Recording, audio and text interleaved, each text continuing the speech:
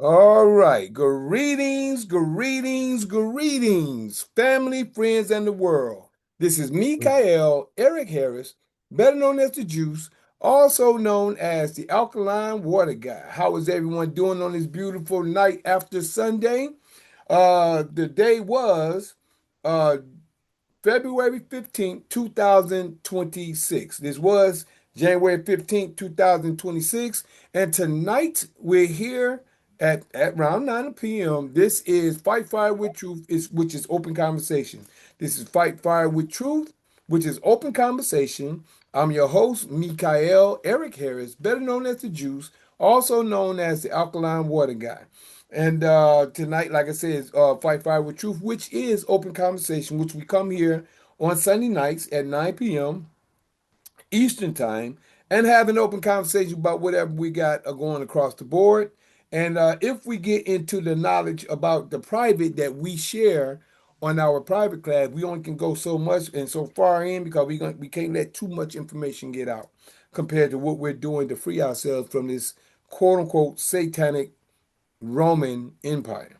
So right now we're going to start off with our prayer. After we start off with our prayer, we're going to go into a conversation. I'd like to thank my brother Patrick out of the UK, one of my dear brother Cass brothers, which is Cass.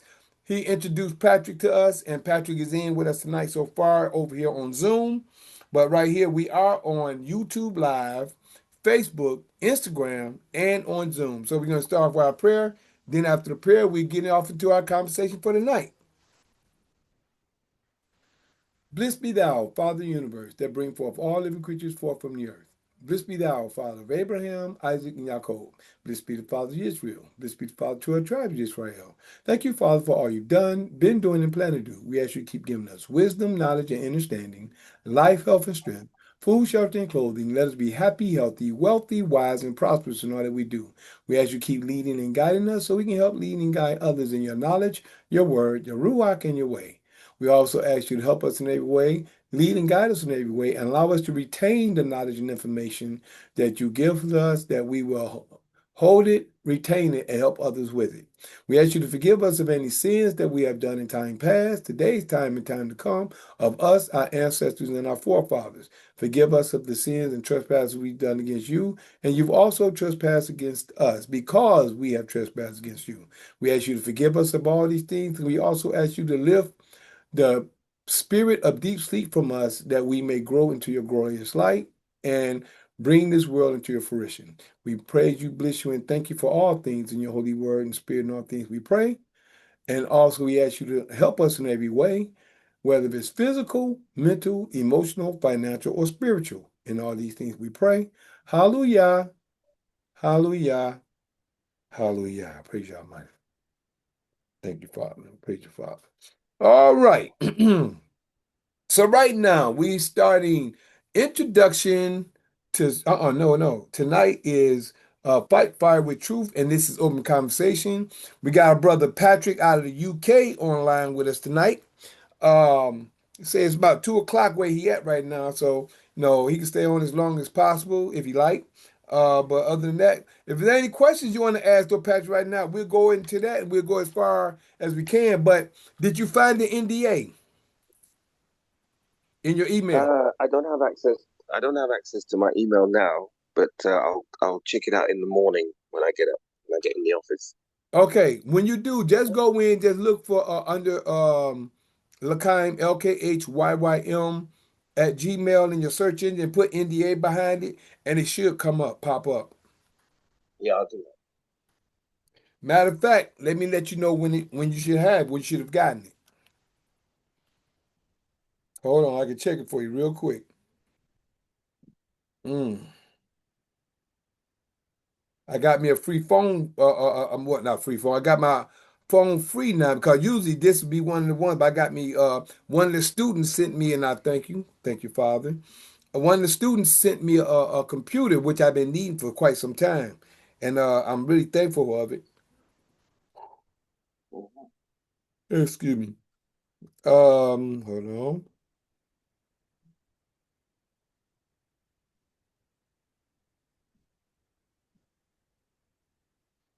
Okay, let's see here. Trying to see which one.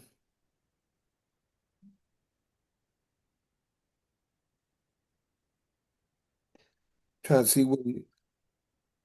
Okay, got G1 coming in. Hold on one moment.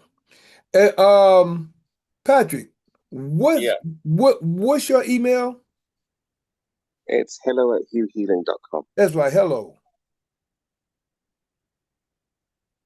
Got you.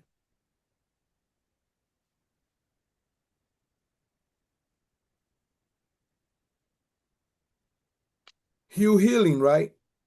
Yeah.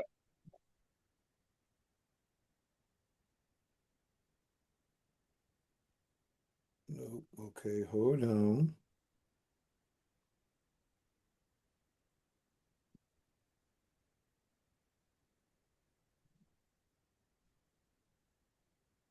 Hold on one moment.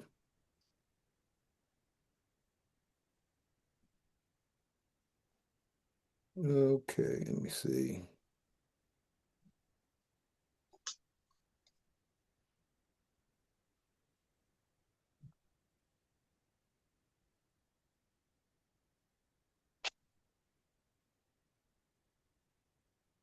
Okay, Gabe. Hmm. I thought for sure I sent it to you, the NDA. Say it again.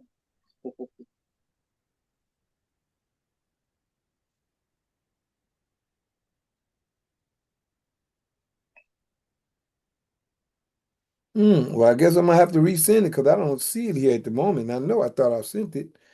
Okay, Yeah, I did look for it. I didn't see it, but I thought maybe it might be a trash folder.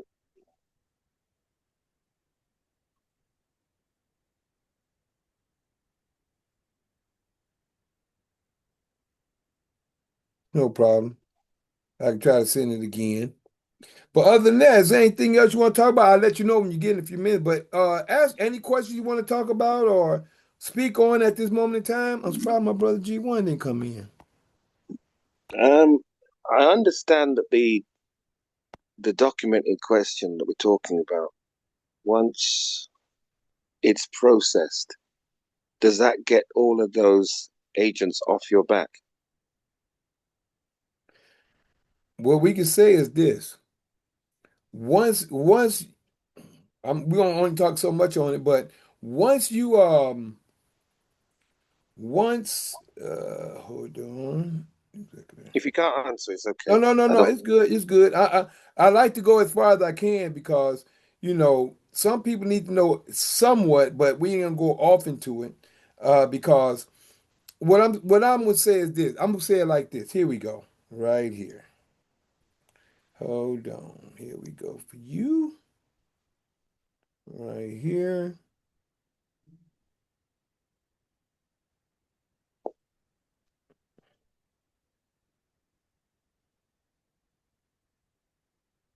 I got this for you real quick.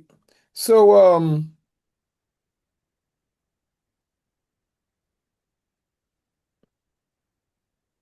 I'm still dealing. I can't talking when I'm trying to be focused. Hold on real quick. Put this in here. Paste.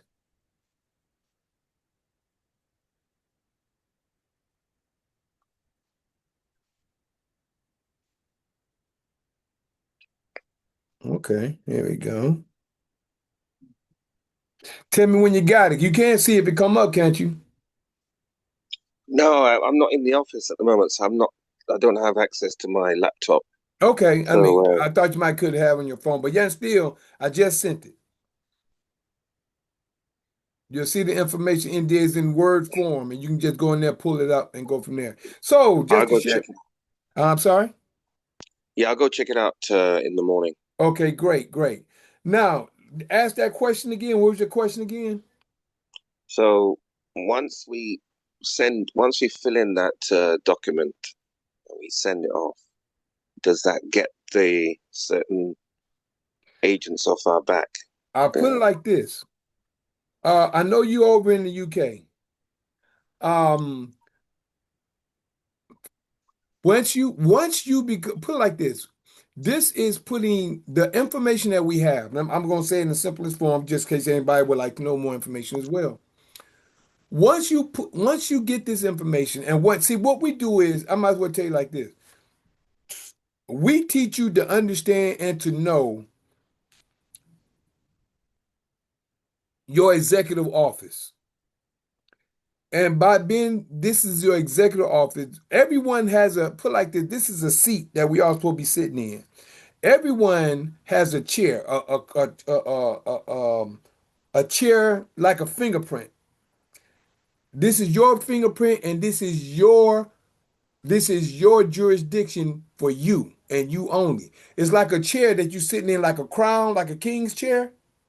Yeah, This is your chair, like your fingerprint.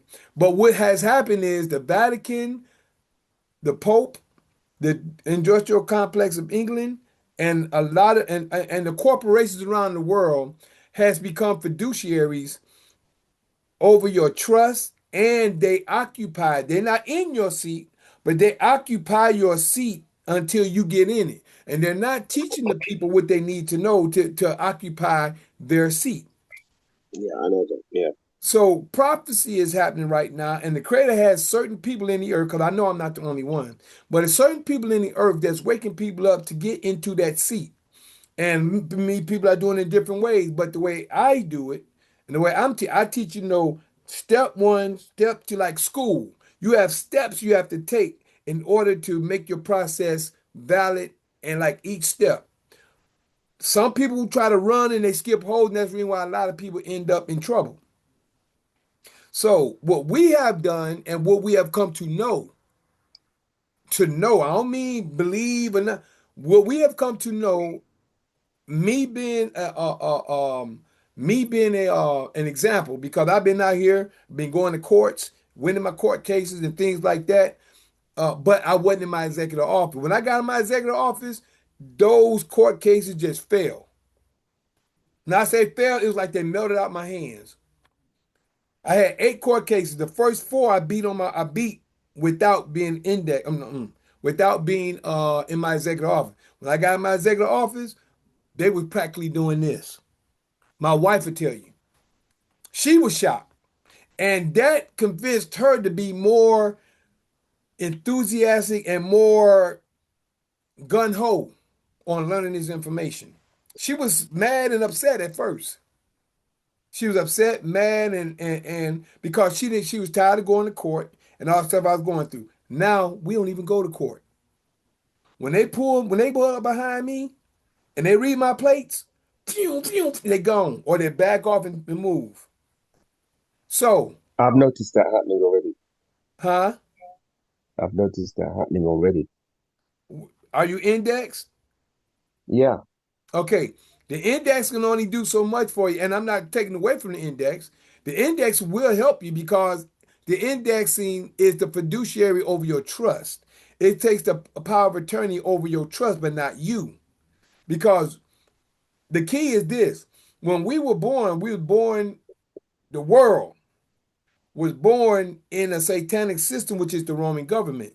The Roman government has taken control of each individual in the earth because they have papers, your birth certificate, if you have either one of these, birth certificate, social security card, or ID card. These 3 things hold people as a hostage and as a slave in the earth. A free slave, but a slave. When I say free slave, I don't mean a free slave to be free. What I mean by a slave that they can roam, but their jurisdiction is under the Roman government, the Roman Empire. yeah, If I you know. understand what I'm saying. So the Roman Empire, and the reason why I say the Roman Empire, because the Roman Empire is still in control today. It's just under a whole different mask.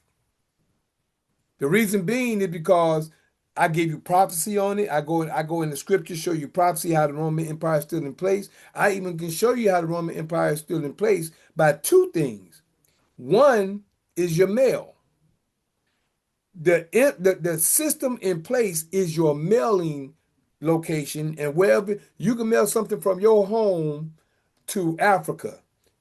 Anywhere in a country in Africa, a city in Africa, to the house and street and home in Africa.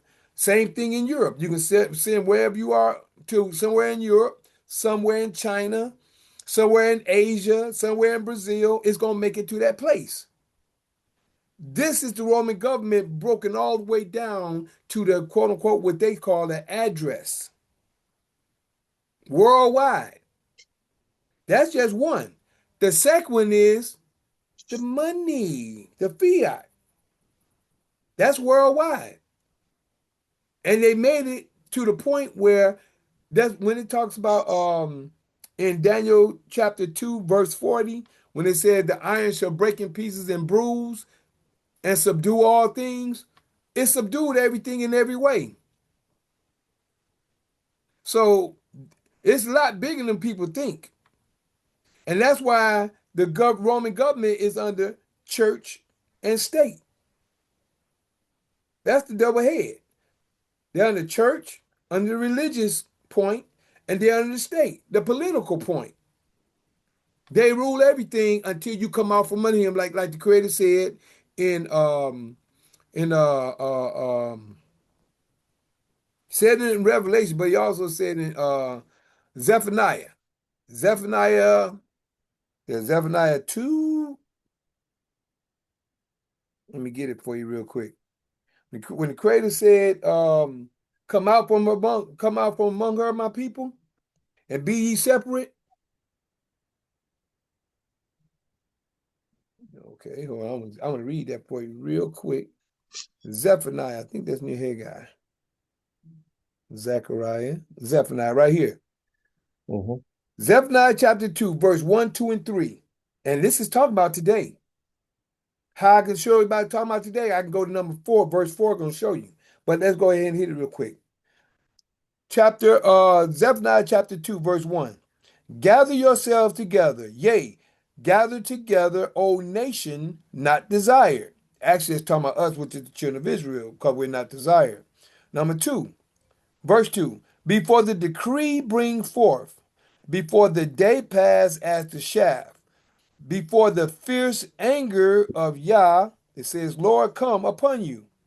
Before the day of Yah's anger come upon you. See, he's already angry now because the world isn't doing their due diligence in keeping his word.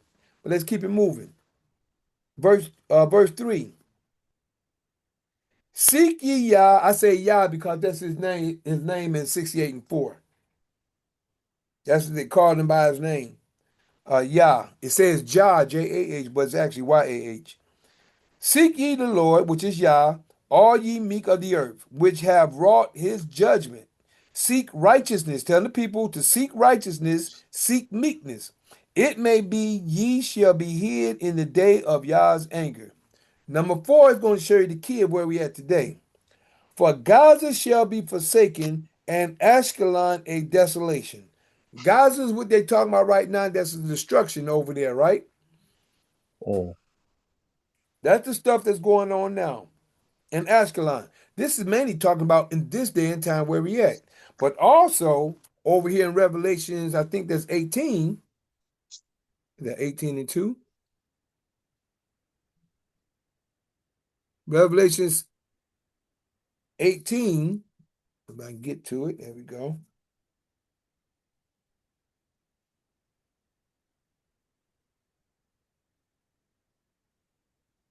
Right here. Was that 2? Oh, right here. I'll read from 1 on down to a certain point as well. Because it's certain things that we're going to be doing in this day and time as well. But I started 1. Revelation 18 and 1. After these things, I saw another angel come down from heaven, having great power, and the earth was lightened with his glory. That's actually the glory of the Creator's word. And he cried mighty with a strong voice, saying, Babylon the Great is fallen, and is become the habitation of devils and the hold of every foul spirit. That's going on today. If you look on YouTube and Instagram, you'll see how a lot of these, I'm just going to say it like this. look at how the men are really leaving the women, and the women act like that the cream of the crop. Men are actually leaving the women alone, and women are actually having fits that the men ain't messing with them no more. You know, Mm. and this is every foul spirit. And not only just that, but the foul spirit of all the wicked things that's going on in the earth. Not just the women, men, and the things that all people do wicked, which is outside of the Father's law. It says, and hold of every foul spirit and the cage of every unclean and hateful bird. Verse 3. For all nations have drunk the wine of the wrath of her fornication, and the kings of the earth have committed fornication with her, and the merchants of the earth are waxed rich through the abundance of her delicacies. That's America, United States, which is America. That's the industrial complex of England, and is also the Pope. All these things are cahoots with, as in being the great whore over the earth, mainly Mhm. America. We was Mhm. giving stuff. Trump is setting a lot of stuff up now that people can't see, and he Mhm. has cut off the whoredom from the whore that the United States used to be. And a lot of people don't understand the situation. But verse 4, and I heard another voice from heaven saying, come out of her. Here we go, right here. Saying, come out of her, my people, that ye be not partakers of her sins, and that ye receive not of her plagues. This is where we're getting into, Patrick. We're coming out from her by getting into our private office, which is your executive office. You're separating yourself from the satanic system. You're becoming the children of the Almighty. This is the private office. This is your executive office. This is us doing the job that we're supposed to do to wake everybody up to break this system down, because this system is not a government, it's actually a corporation. And it's working as a corporation against the people. So by working as a corporation against the people don't know that it's working as a corporation against them. That's against them because they have billions and millions in a trust that they don't know nothing about. But the Creator said in the scriptures, He has laid up the wealth of the wicked for the righteous. We're the righteous. We're coming into our great substance, as it states in Genesis chapter 15, 12 to 14. The 400 years we're going to go through hell, and then the judgment, which is the judgment of the Roman Empire throughout the whole earth, which was the coronavirus, and Mhm. then the mark, which was the jab. A lot of people don't Mhm. understand it. The jab was the mark, or the vaccine, how you want to call it. That was the mark of the beast. The beast is the system. I can break all that down too. The beast is the system. So by the beast being the system, the jab being the mark of the system, is the mark of the beast. And it says, "For her sins have reached unto heaven, and Yah has remembered her iniquities." So that was the judgment. The judgment, the 400 years was from 1619 to 2019. The judgment over the earth was 2020. And then it says, and afterwards they're gonna come out with great substance. You're in the position of getting your great substance now, Patrick. You have to come out of them first so you can get your the wealth of the wicked can be laid up for the righteous. Again, verse Right. 5. For her sins have reached unto heaven, and Yah have remembered her iniquities. Verse 6. Now come what we're going to do to this system. Reward her even as she rewarded you. All the time we was going to court. All the time they had us going to court for stuff that wasn't even for not breaking the law. When you get stopped for a broken tail light, you get stopped for a cracked windshield, you get stopped for something that if you haven't hurt no one, harmed no one, or damaged anyone's property, you have not committed a crime. But they have been robbing the people, getting paid twice. They be getting paid out of their trust, then they get paid from you in general. They're asking sometimes for 10%. When they get your signature, they going into your trust. When they get your signature, They're taking from you stuff that you don't even know that's yours. That's what you come to our class to find out what's yours.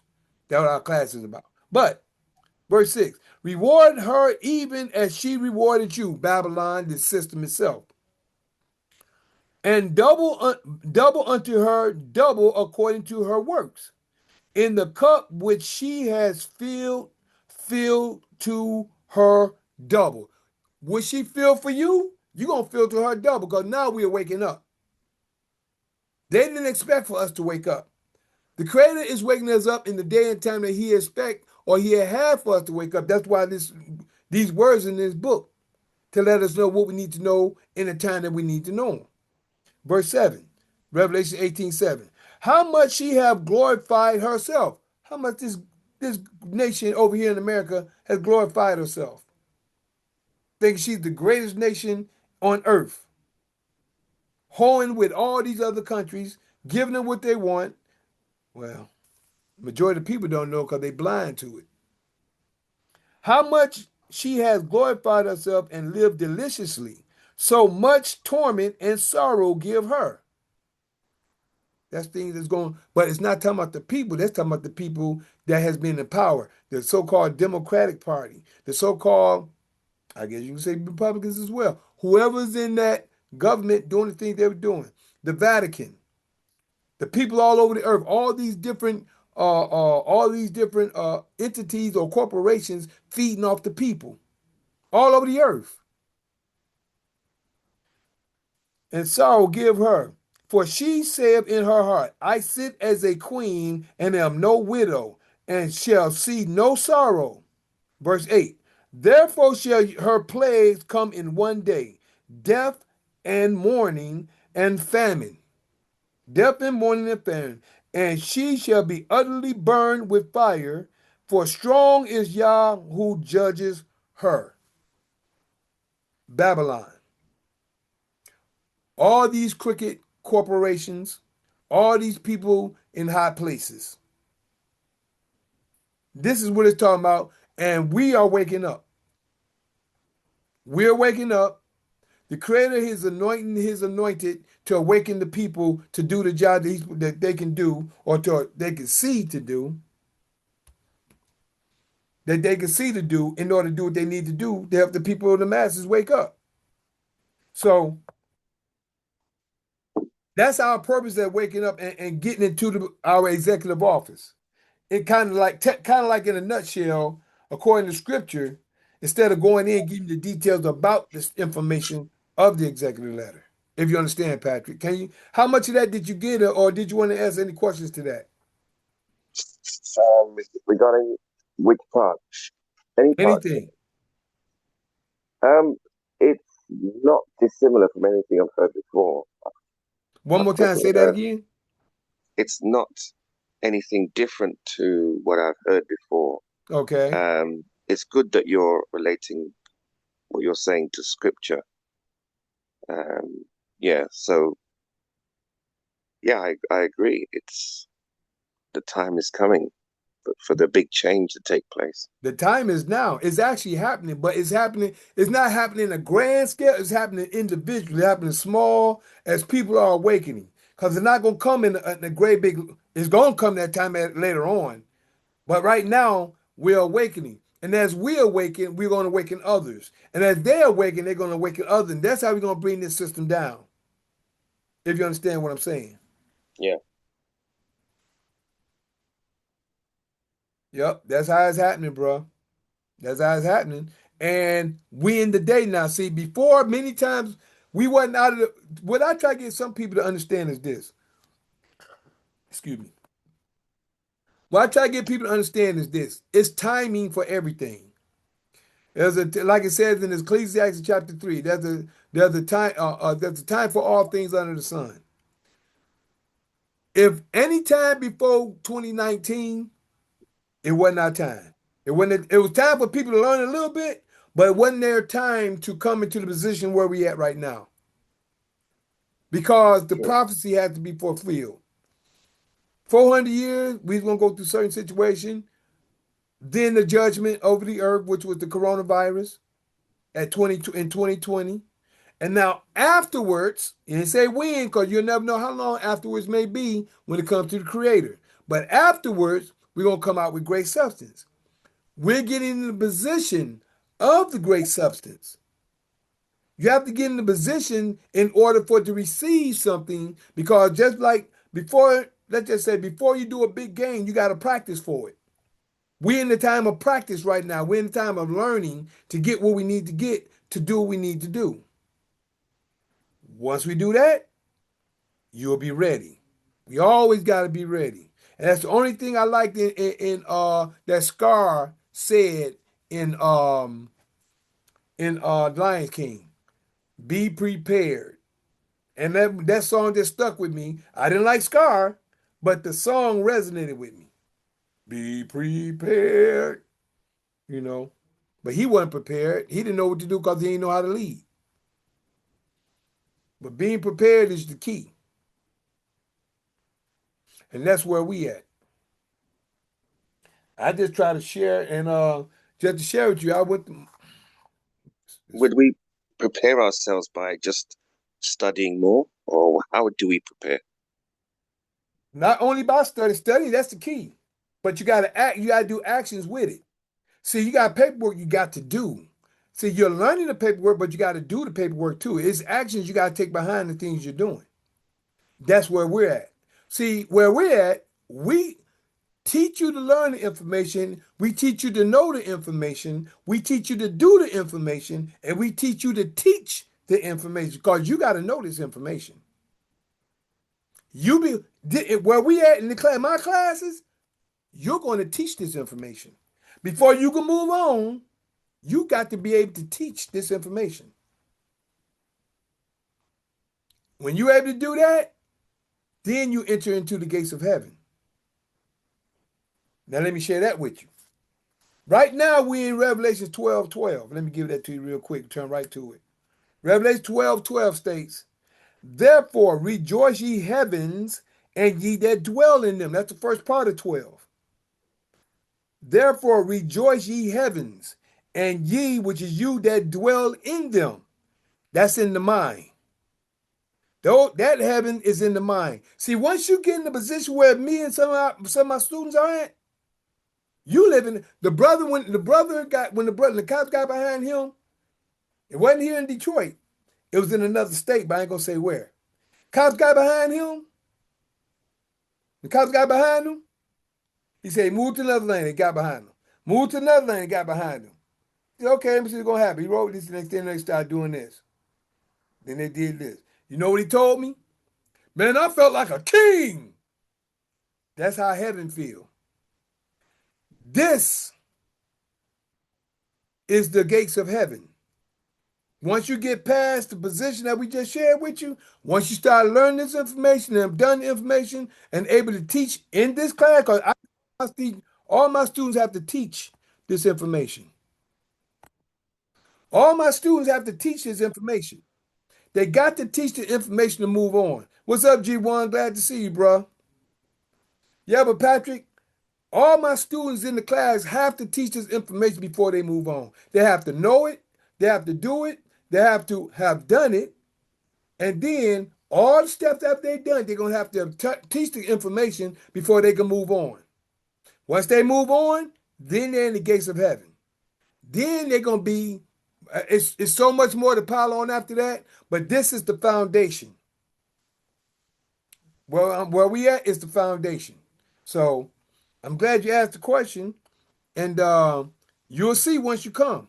You'll have an understanding. Matter of fact, we got a testimony coming up this Tuesday. We got a brother got a testimony, and it's got a good one too. We got a testimony coming up Tuesday. I'm not gonna spoil it and say it here, but he called me and told me, he said, "Man, I gotta tell somebody what happened." I was talking to another brother that I hadn't seen in years. He was a security guard at one of the stores when I was going into to make some sales of my alkaline water. I do alkaline water and alkaline teas. So I was going into the store. Man, how you doing? I said, man, what's going on? We talked for a minute. Me and him talking. I'm telling him the same thing me and you're talking about, because I share information everywhere I go. So I'm talking to him. Next thing you know, my student called. Man, I gotta tell you, man, I thank you for going to your classes, man. I said, well, what happened? Man, I gotta tell you what happened. And he told me his testimony right there in front of the brother. And I'm gonna tell you, time is now. That's all I can say. Time is now. I know my purpose in the earth because of what was told to me spiritually, mentally, then physically, 3 times. Told to me 3 times. I know my purpose. My main thing is that before I even got on this road, I asked the Creator, before I even got on the road, I said, if you bring me to the truth, I'll put the truth in songs and writing and give it to the world. It's up to the world to accept it or reject it. And that was in 95. In 2005, I was in Atlanta. And I was on the train, on the MARTA, sharing information. And sometimes people listen, sometimes people wouldn't. And then one time, people just laughing at me. So I was just talking, creating my mind. I was like, what's wrong? I said if you bring me to the truth, why the people ain't paying no attention? Spirit came to me and told me, you said if I bring you to the truth, you put in songs and writing and give it to the world. It's up to the world to accept it or reject it. Right then, I wasn't worried about it. As long as I'm doing my job, I'm not worried about nothing. I'm not worried if people accept it. I'm not worried if people reject it. My main thing is I put it out there. It's up to them to accept it. They can't say it wasn't given to them. So my main thing is I'm doing what I'm supposed to do. So I'm good. If you got it, good. If you don't, good. Don't hurt me. Don't hurt me at all. My main thing is I'm doing what I'm supposed to do. You can't hurt me for doing my job, and then you try to make me feel good to give me the guilt trip. Can't give me no guilt trip. That's on you. I'm doing what I'm supposed to do. If you feel like you good where you at, good, no problem. Even if you already in a group doing what you're doing. I talked to a brother earlier today. I said, bro, you can do what you want to do. My main thing is what we're doing. We got the foundation. Where we at, we know the foundation, just like I always tell my students, where we at, this is the foundation to build your Empire State Building on. The Empire State Building is built on solid ground. And I tell them, you ain't gonna build it on wet cement, so don't be trying to rush. We're turtles here. That's what I told my students. We're turtles here. We ain't trying to rush nothing. We're turtles. You want to make sure you get it. You're going to get it right. We're turtles over here. And then what shocked me, now I can say what kind of shocked me just last week as I was telling them that, it came up, I think on Instagram, YouTube or somewhere, someone was saying, turtles, they think they're the longest living mammals. Why? Turtles, they go from turtles to tortoises. They live for hundreds of years. I'm like, dang, that kind of hit me right there. So some people would feel offended to be called a turtle, but they the one who run the race. Why? Because the race isn't given to the swift or the strong, but those who endure unto the end. The turtle won the race. The hare was too fast. And like I said, he gonna run so fast, gonna fall back in the ditch. A turtle gonna take his time, do what he gotta do, make sure the I's are dotted and the T's are crossed. And that's how we move. We got people right now turning the paper in saying, can you sign it? No, we ain't signing that. It ain't right. We go over and over it again. They still doing it wrong. No, we ain't signing it till you do it right. Sit down, go over it and look at it. I'm up. That's how I am. Some people may not like the way I am, but I'm gonna make sure you get it. But just like a father, a lot of people appreciate their father later on. They may not appreciate him right then and there because he's hard on them. But a lot of times being hard is always good in the long run. It'll save your soul. So that's kind of like how I am. Hope I ain't go too long on that, Patrick. Did anything else you want to say, or did you get everything I was talking about on that point? Yes, I got everything there. Yeah. Okay, I just wanted to make sure you were understanding where I was coming from. But I guarantee you, when you get to the class, I know you've been busy. When you first come to the class now, you got the NDA. Send that send that by tomorrow. That way you'll be in. So when you get in, you can stay in the full class. Because what I'm doing is the first time someone come in after the NDA, I let them stay the first time through the whole class. After then, because that's their first time coming, just to give them a insight. But after then, anyone who haven't gotten their NDA in, they don't go no further than the syllabus, which is the same thing as in your calendar when I send it to you. And once you get that and get your NDA in, then you go through the syllabus and the first part, all the way up to well, I ain't gonna say all that. I'm just gonna leave that alone because that's part of the class. So I'm just gonna leave it at that. Syllabus is good enough because that's what everybody gets. Once you send me your NDA and you will have the link to get in. Once you have the link, the Zoom link, because that's Zoom only, that's private. On Tuesdays only, that's private. So no one else is allowed to come in unless you have sent your NDA and your information and you've gotten your link for me to come in. And I know everybody who's coming. I know everybody who's coming and I monitor everything. So, What time is the Tuesday class? okay, Tuesday class, Eastern time, which is Eastern time, we have one, we have it two times at that time. We have it 7:30 a.m. Eastern time for people who's working at night or late. They can get in early. Or we have it at 9 p.m. that night. So everybody that's working early, they can catch it in. But by you being Nine, in the UK, you might want to get in because I think at 7:30 it's about maybe 11, 12, 1. 11:30. Huh? Yeah, yeah. Be at about 11:30, 12 o'clock in There you London. go. Then you might be able to catch it if you're not working nowhere. Yeah, yeah. So yeah, And we if yeah I've done that at around the beginning of should I say around late December, around late I think the last within the last 2 weeks of December I started doing it like that, so everybody can get in because I was doing it at 6 p.m. Eastern time, and everybody couldn't make it at that time starting last September. So around the second or third or fourth week of December, I started doing it twice on quote unquote Tuesdays. So that way people can make it one at one point or another. But it's been going good. yeah, that's fantastic. And the way I'm doing my classes now, people are rushing to get in their office. I'm just gonna say it like that. The way I'm doing my people rushing to get and they're not only it's not about them rushing it, it's about them they're more enthusiastic because they're hearing the testimonies behind what I've been sharing. They're here. They come in with, like I said, I got one brother got another testimony that he's gonna share this Tuesday. So yeah, it's something, man, and I'm proud.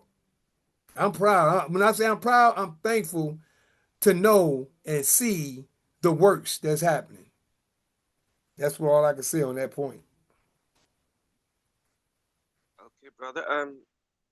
Because it's really late here, I'm gonna have to Say again. make a move and go to sleep now. It's kind of late here, so I'm gonna be going You to say it's sleep kind of now late. too. Yeah, so I'm gonna have to go to I bed. couldn't hear you, bro.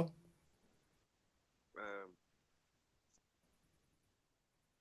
Patrick. Hello. Yeah, I I couldn't was hear. saying, I was saying, I have to leave the platform unfortunately because I got to Oh, go to no bed. problem. No problem. I know. It's like it was about 2 o'clock there now, 2 or 3. It's 3 o'clock. Yeah. 3 o'clock. Let me let you go, man. Hey, I thank you for being here, though. I will be on tomorrow, same time tomorrow night. But you can or not, you can come on or not. It's all right. But I look forward to seeing you Tuesday rising my time. No, Tuesday 7:30 this time my time. But I'll be looking forward to seeing you. Thank you, brother. Thank you, bruh, and we'll talk then. Take care. All right, you too, my bruh, and I can't wait to see you on Tuesday, man, because it's gonna be a good conversation. Likewise. Take care. All right, Bye bruh. bye. Bye bye. Peace. All right. What's up, G1? I'm glad you made it, bro. I just had a conversation with the brother out of UK. He's a new member that Cass had brought in and shared the information with him about our classes, and he kind of excited. So he was asking some questions. I just wanted to answer his question with what's going on this end. What you up to, bro? Oh, not much, man. Just got home a little while ago and just to, try to catch up, hear what you got to say today. You know what I Yeah, mean? today open conversation. We just open conversation. Look like we got a couple of people in. Look like we got Kenny Boo. What's going on? I see about three people over here.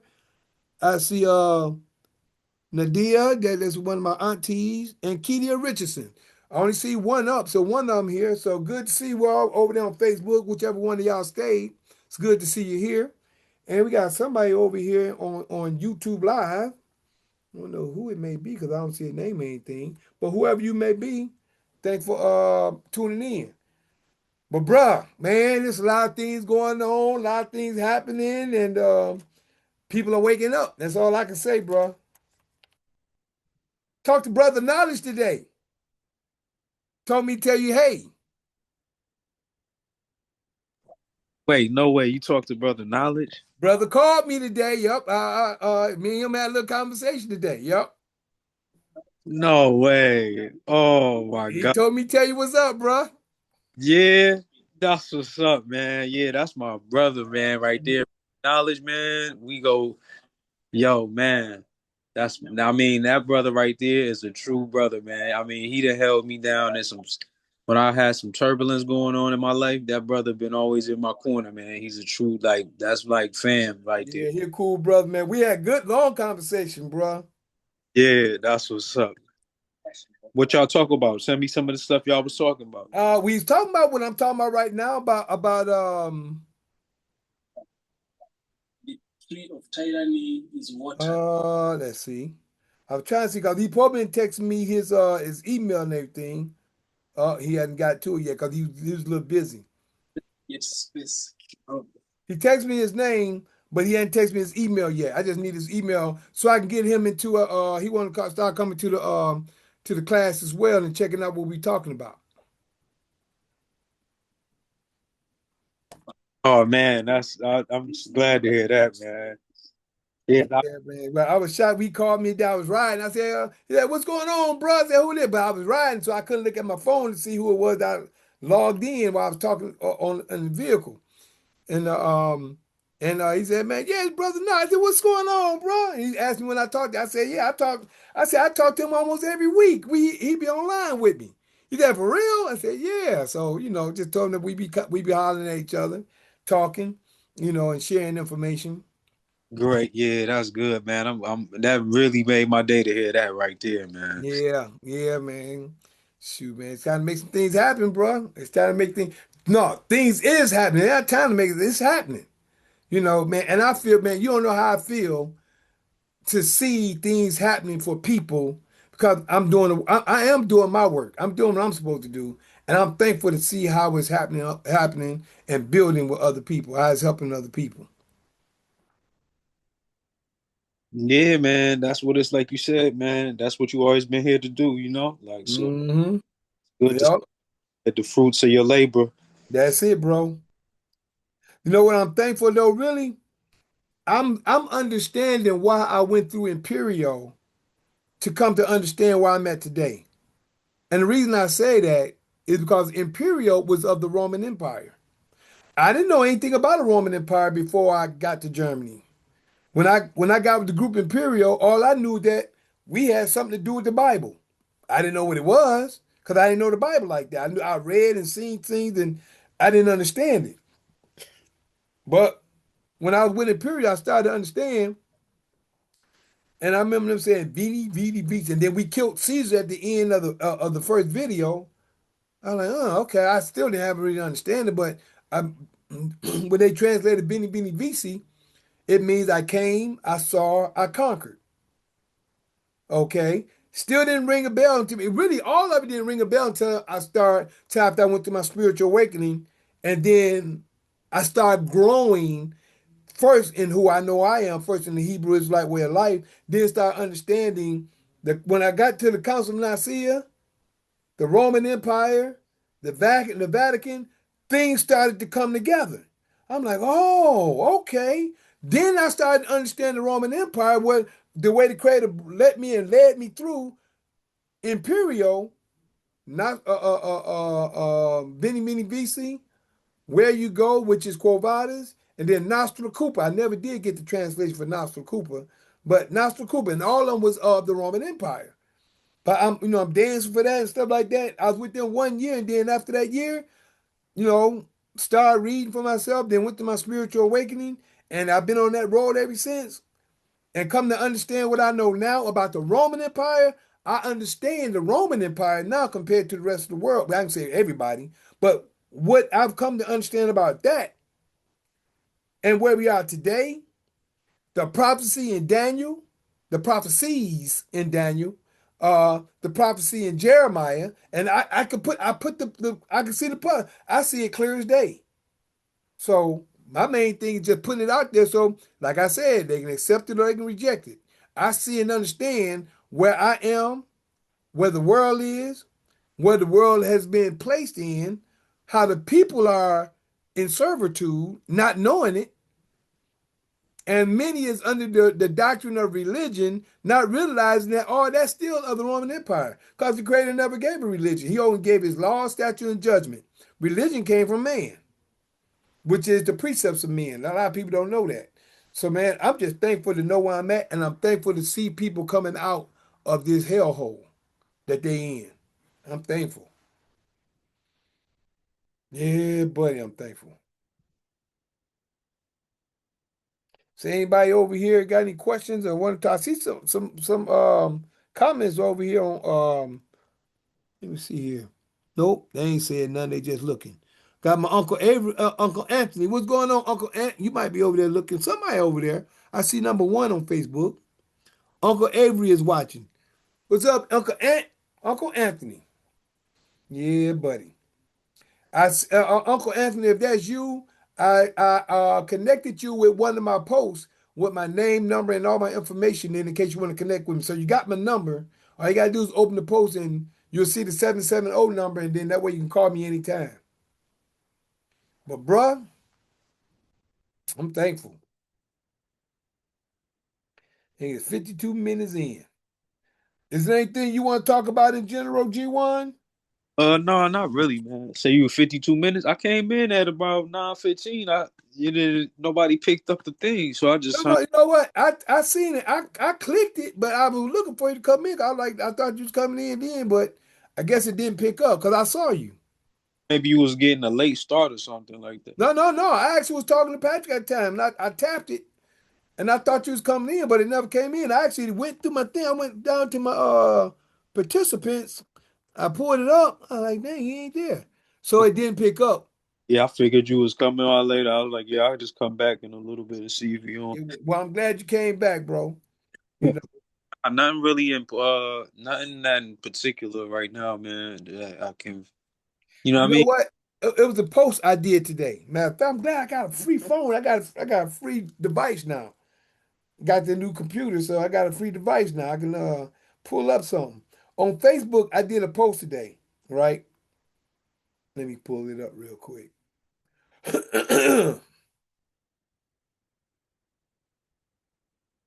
Let me see. I did a post on Facebook today. Someone asked a question. Oh, here we go, right there. There you go, right here. Someone asked a question. I don't know if y'all can see this or not. Put that right here.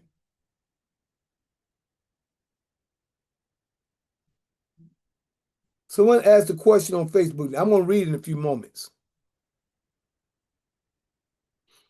Someone asked a question. They said, Saturday calendar, Pope Gregory was invented in 1582. How did it says Messiah keep Sabbath?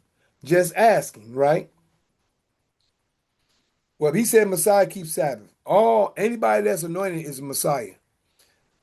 I'll just put it like that. All the anointed is Messiah. It wasn't just one person. But I did this. I actually put something on here. I want to share this with y'all in a few moments. So y'all ever go in there, y'all can pull it up. But what I did is I said the pic in the post was from this question. My reply is below. Then I said what the brother had said before the pic. He said, "Can anyone tell me who is talking about Daniel 7:25? 25, and he shall speak great words against the Most High, and shall wear out the saints of the Most High, excuse me, and think to change times and laws, and they shall be given into his hand until a time and times and the dividing of times, right? That's what he said. And I'm going to show y'all this pic one more time. That's what the pic. He was talking about this, and then he asked about Daniel 7:25. Then I'm going to tell you my reply.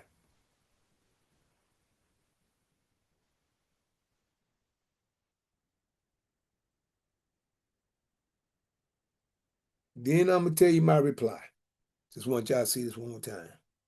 Now, again, I'm reading his reply before the pic. Then I'm going to go into what I said. He said, can anyone tell me who this is talking about? Daniel 7:25. 25. And you got to understand who he is. And he shall speak great words against the Most High, and shall wear out the saints of the Most High, and think to change times and laws. And they shall be given into his hand until a time and times and the dividing of times, right? Mikael's Harris reply. My reply is right up under that, right? And what I said was this. You have to go to verse 23 first to get the understanding of those three verses. So what I said was you have to go to verse 23. See, he was at 25. And I said you have to go to verse 23 first to get the understanding of those three verses. Matter of fact, Kenny Boo was the one that did it. Kenny Boo was the one who did the post. He's on Facebook right now. I don't know if he's the one looking, but he's the one who actually did the post. Right? So again, I said you have to go to verse 23 first to get the understanding of those three verses. Now, Daniel 7:23. The fourth beast is, now this is how I broke it down. The fourth beast is the fourth kingdom upon earth. The Roman Empire still today, that shall be diverse, which equals different from all kingdoms. That's the Roman Empire. The Roman Empire is the beast. I'm going to read that again. The fourth beast, that's what it says in 7:25. The fourth beast is the fourth kingdom upon earth. The Roman Empire still today. That shall be diverse, equals different from all kingdoms, and shall devour the whole earth, which is the whole world. Meaning all seven continents. All seven continents. He, the Roman Empire, shall tread it down and break it in pieces. He is the Roman Empire. That's who the Roman Empire is. That's the he that he's talking about. But as it go down, now I said example of fact. I made an example. You can send mail and use money anywhere in the world today. This is the Roman Empire. You can take, like I just shared with Patrick not too long ago.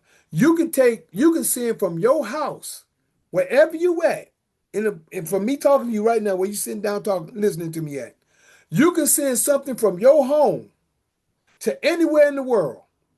You can send it from here to Africa, here to China. Those are continents. But a country and a city and the block or house in those continents, it'll make it there. You can send it anywhere in the world. It's going to make it there. On the seven continents that we know about. You can send it to Asia. You can send it to Brazil. You can send it to Canada. Wherever you're going to send your information to, it's going to make it there. That's the Roman Empire. It has control over the whole earth. People don't really understand. Now, part 2, I'm going to break down Revelation 13. This is equivalent to Revelation 13. This is the prophecy before Revelation 13. So I'm going to finish this right here. We're going to end part 1. Then when we do part 2, we're going to come back in Revelation chapter 13. I'm going to break that down. And this is all of the Roman government.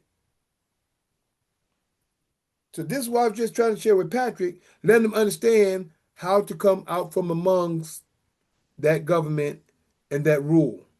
because the Creator never gave religion. He only gave his laws, statutes, and statutes and judgment. And the code is in the scriptures, which people don't know about. We have the code. Many people have the code, but you have to understand the code, which is the law, which they can't go against. That's why they have legal instead of lawful. It's a difference. But let's keep it moving. Like I said, the example of fact, you can send mail and use money anywhere in the world today. This is the Roman Empire. And that's why everybody's mind is on money, right? But what did the Creator give us? Agriculture, land, air, water, law. You need these to live. Land, air, and water to grow food, cattle, and to make your homes on. This is what the Creator gave us. But everybody's mind is stuck on the Roman Empire, which is what? Fiat, money, all this other stuff. And it's about to go to cashless to the point where you ain't got no money. It's in the air. It's digits on a computer. And when those lights go off, I wish I could cut what's called. I ain't gonna do it though. When the lights go out, those digits is gone. If you ain't got no asset, you ain't got no tangible assets, you ain't got nothing. You just another poor man on the street. I don't care how rich you was. Okay. And another shall arise after them. This is the continuation of 24. And another shall arise after them equals the Vatican. This is New Rome. That was old Rome. Let me no. Let me feel. I didn't finish 24. That was the example of the world. This is the Roman Empire. Okay, Daniel 27:24 now. Daniel 7:24. The 10 horns are 10 governmental powers. The 10 horns are 10 governmental powers on the 7 continents. That's the 10 horns. Horns mean power. The 10 horns are governmental powers upon the Roman kingdom on earth. That's old Rome. That's when they went around conquering everywhere they went. The Crusaders. They went around. I'm going to show you all this in Revelations 13. Everything I'm talking about right now, this is prophecy about the revealing. See, Revelation itself is the revealing of prophecy. People just say Revelation. They don't understand Revelation is the revealing of the prophecy of what was spoken of here with understanding. You just got to understand the symbols and signs. A lot of people don't. So let's keep it moving. Daniel 24, the 10 horns are 10 governmental powers upon the Roman kingdom on earth, which is old Rome. And another shall arise after them. The Vatican, United States, and the industrial complex of England shall arise after them. Why? Because this is New Rome. This is where you went from Caesar to the Pope. This is where you went from power of Caesar under under one rule to the Pope. Now you have church and state under the Pope. They got you on both ways. They either got you under the church for religious, or they got you under the state for political. They either got you under one or the other. They got you. What's up, Prince? How you doing, bro? Glad you can make it with us. What's going on? I'm glad you can make it with us, bro. Just going over a little information. Today is this is Fight Fire with Truth, which is open conversation, and I was just going over some information according to the Roman government, according to our class and information that we're learning or that we're teaching to everybody to get to out of the class. But I'm not, I don't give too much because that the class is private. But I only giving so much. But I am giving prophecy about the Roman government and the reason why everybody is under the rule of the Roman government. But I'm glad you can make it, bro. Yeah, I told you I would. So I got you, bro. I got some information I'm gonna share with you soon. Okay. okay. Okay. I know you want to know about that converter situation. Yeah. I got you. Okay, and like I said, and another shall arise after them, meaning the Vatican, the United States, and the industrial complex of England shall arise after them. This is the new Rome. This is the new Roman Empire, how they have taken over. One part, old Rome, they had the gladiators, the games. The games in old Rome was the gladiators. When they was killing, I don't say murdering, but you can say murdering, killing, and stuff like that in the games. In New Rome, they have the games, but they're not killing each other, but they have mascots. They have mascots in New Rome, and they're playing the games, and everybody getting paid from playing the games. And not only that, excuse me, when they do the drafts for the football players, basketball and baseball, that's them auctioning that's them auctioning their slaves off the block. Those are slaves being auctioned on the block, rather. They're auctioning the different players for each team. Oh, I want that one. That's a good. I don't want to call them the ninjas. That's a good ninja. He gonna play for me. I'm gonna give him some funds, but I'm gonna really get paid off of his work ethics.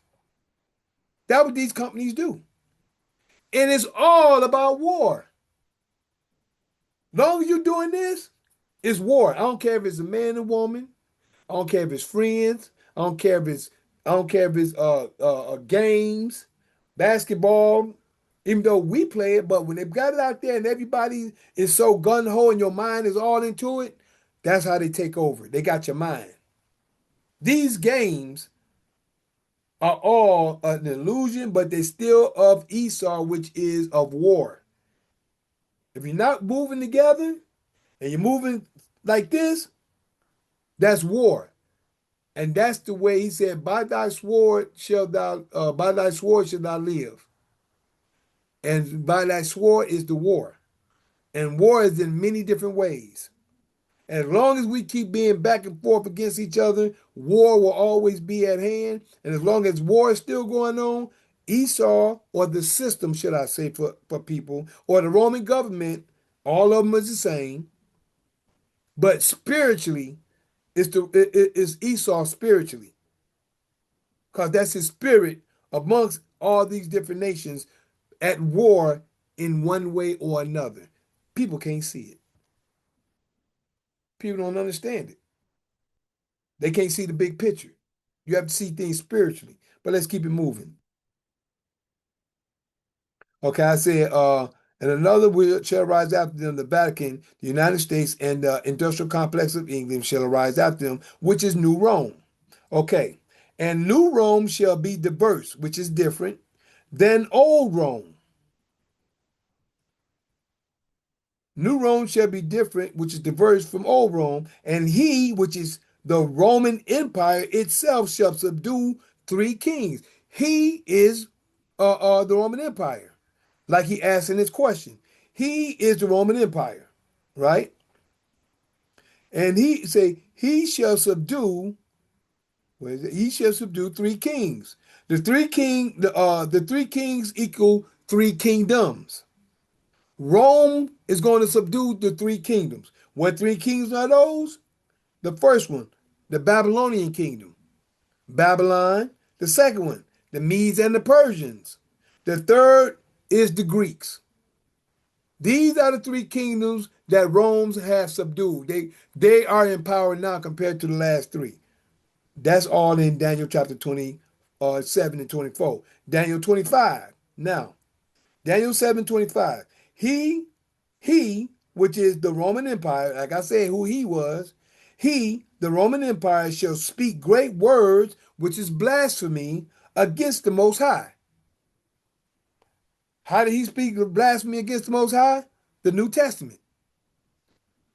I'm going to share it with you in a few moments. He, the Roman Empire, shall speak great words, which is blasphemy against the Most High, Yah, through Christianity and the New Testament by the writings in red, right? Example, Matthew 5:21 plus, not 5 and 20, 17, 18, 19, 20, all that was true. But when you get to 21 plus, when it states, as a example. Matthew 5:21 plus. You have heard of old time. When he say that, you have heard of old time. But I say unto you, he blasphemed the creative word right there. How Jesus, Yeshua, whoever y'all get or call on, how is he going to change the creator's word? The creator said something. When the creator spoke, he seen everything from beginning to end, day one. Genesis 1:1, when he made the create, when he said, in the beginning, God created the heavens and the earth, he seen everything from beginning to end in that one verse. Everything. Everything he seen from in that one first verse, he seen from everything from the beginning and to the end in the imagination of his mind. Matter of fact, the first day was all the imagination of the creator's mind. He seen everything, and that's when he said about the wickedness of the man upon earth and the light, which is the law. And the spirit moved upon the waters. The waters is the people. All this was spiritual, but people don't see that. Everything is literal to majority of the people. But when you have a spiritual mindset to see things, you can see things for what it is. The first day was spiritual, no different than the blueprint. The blueprint. He didn't start creating until day two. And when you go back and study, you'll start to see. He started creating until day two. Day one, he seen everything from beginning to end. He made the law. Wickedness was upon the people in the face of the deep. That first light was the law. That's why through the scriptures, when he talked about the light, when he talked about light, when he talked about light here and light there, that light is the law compared to wickedness, which is darkness. He separated the light from the darkness, and the light he called day. The darkness he called night. Well, we look at the light in two different ways. One light is the law, the other light is the light. But we knew at that time there was no light. He didn't make the light to the actual light till the fourth day. So then what light was he talking about the first day? It was the law. But in his mind, he imagined the days as they went. A blueprint of each day before the day got there. This is what I'm saying. People don't understand the law. They don't understand scripture. When the creator imagines, it's just like us imagining a blueprint. When you have a blueprint, you write it down, you see what you want to do before you start implementing what you're doing. So the first 5 verses in Genesis 1 was the creator implementing his thought, his image. That's why we are made in the image of the creator. The image, man is made in the image of the creator by the imagination of his mind. Your imagination of your mind, you create things through the imagination of your mind. That's how we're like the creator. He formed the body from the dust. That's the formation. But the image is from the mind. The imagination is from the mind. A lot of people don't even understand that. But hey, think what you want to think. I'm just trying to give you understanding. So, again, and right here it says, example in Matthew 5:21. Ye have heard of old time, but I say unto you, this is when they put they who? Who is they? The Council of Nicaea, and I got the research on it. The Council of Nicaea, this is when they made Christianity and blasphemy of the Creator. And I'm gonna tell you what, if y'all think Jesus was the whole time, get you a 1611 Bible and see if you got the word Jesus in the 16, which is the authorized King James Version. You tell me if you in the authorized King James Version, do you see the word Jesus? Hey, yo, you know what? That made me think about a question I did have earlier today because I was reading something. Oh no, I was watching something on Instagram. This Asian I'm listening. he was talking about Jesus over there. He escaped. He really went over to Japan, him and his family, and they saying that the one that they really hung on the cross was his brother. But anyway, it made me think, and then somebody in the comment was talking about how the J wasn't invented until the 16th century or something like that. That's right. That's right. It made Now, me when I first, I think they didn't add it until 1604, but it was sometime in the 1500s they made the J. I know, but hold on, listen to this. So not only Jesus, right? So what about John? Like how they talk about John that made Exactly. He wrote Revelations, right? So that means it can't be a John either. What was John's real There name? you go. Yeah, so I mean, but most people only focus on Jesus, but J is also in the name John. So how would his name be John if that wasn't? And it wasn't his name. Yeah, so what is his real name? I That's what. don't know. I'm Yeah, gonna tell you, I don't. But what I do know is that I do believe that a man did come and did some of the things that they. yeah, no, I don't dispute that. That's not what I'm disputing. I'm just trying to point out the name thing. I'm with you on that. I'm with you 100%. I don't know. I can. You know me. I'm not gonna speak on what I don't know. Yeah, But I do know there was a man that came, or should I say, I do believe, because I can't say I know on that point. But I can say I believe, according to the story, see the point of what. that somebody did come, but they modified the story. I say that all the time. Well, yeah, of course, the story is definitely modified. We Yeah, already, you know what I'm saying? Like the story been hidden. They don't want, you know what I mean? It's like the truth is powerful, right? Why would they want everyone to have the truth? exactly. You know what I'm saying? Like, I mean, Like that's I gotta get my hands on the Ethiopian Bible. I've been hearing a few things on that, but to me, I still see, even though they changed the words a little bit, the truth is still there. You just have to see through the rhetoric and the lies or the manipulation, should I say, that they put there. I mean, you can always figure it out. You know what I'm saying? But like, they're not giving you the straight up 100% truth. You have to figure it out. Like what you saying is, yeah, you can use what they giving you so far to try to come to get to the truth to Yeah. get it. But like, just like straight up and down, they didn't just give it to you though, like at all. Yeah. Cause what I look at is that the creator said that we's gonna go through these situations. He said if you don't keep his laws, you're gonna go through these situations. He's gonna send you to land that ye know not.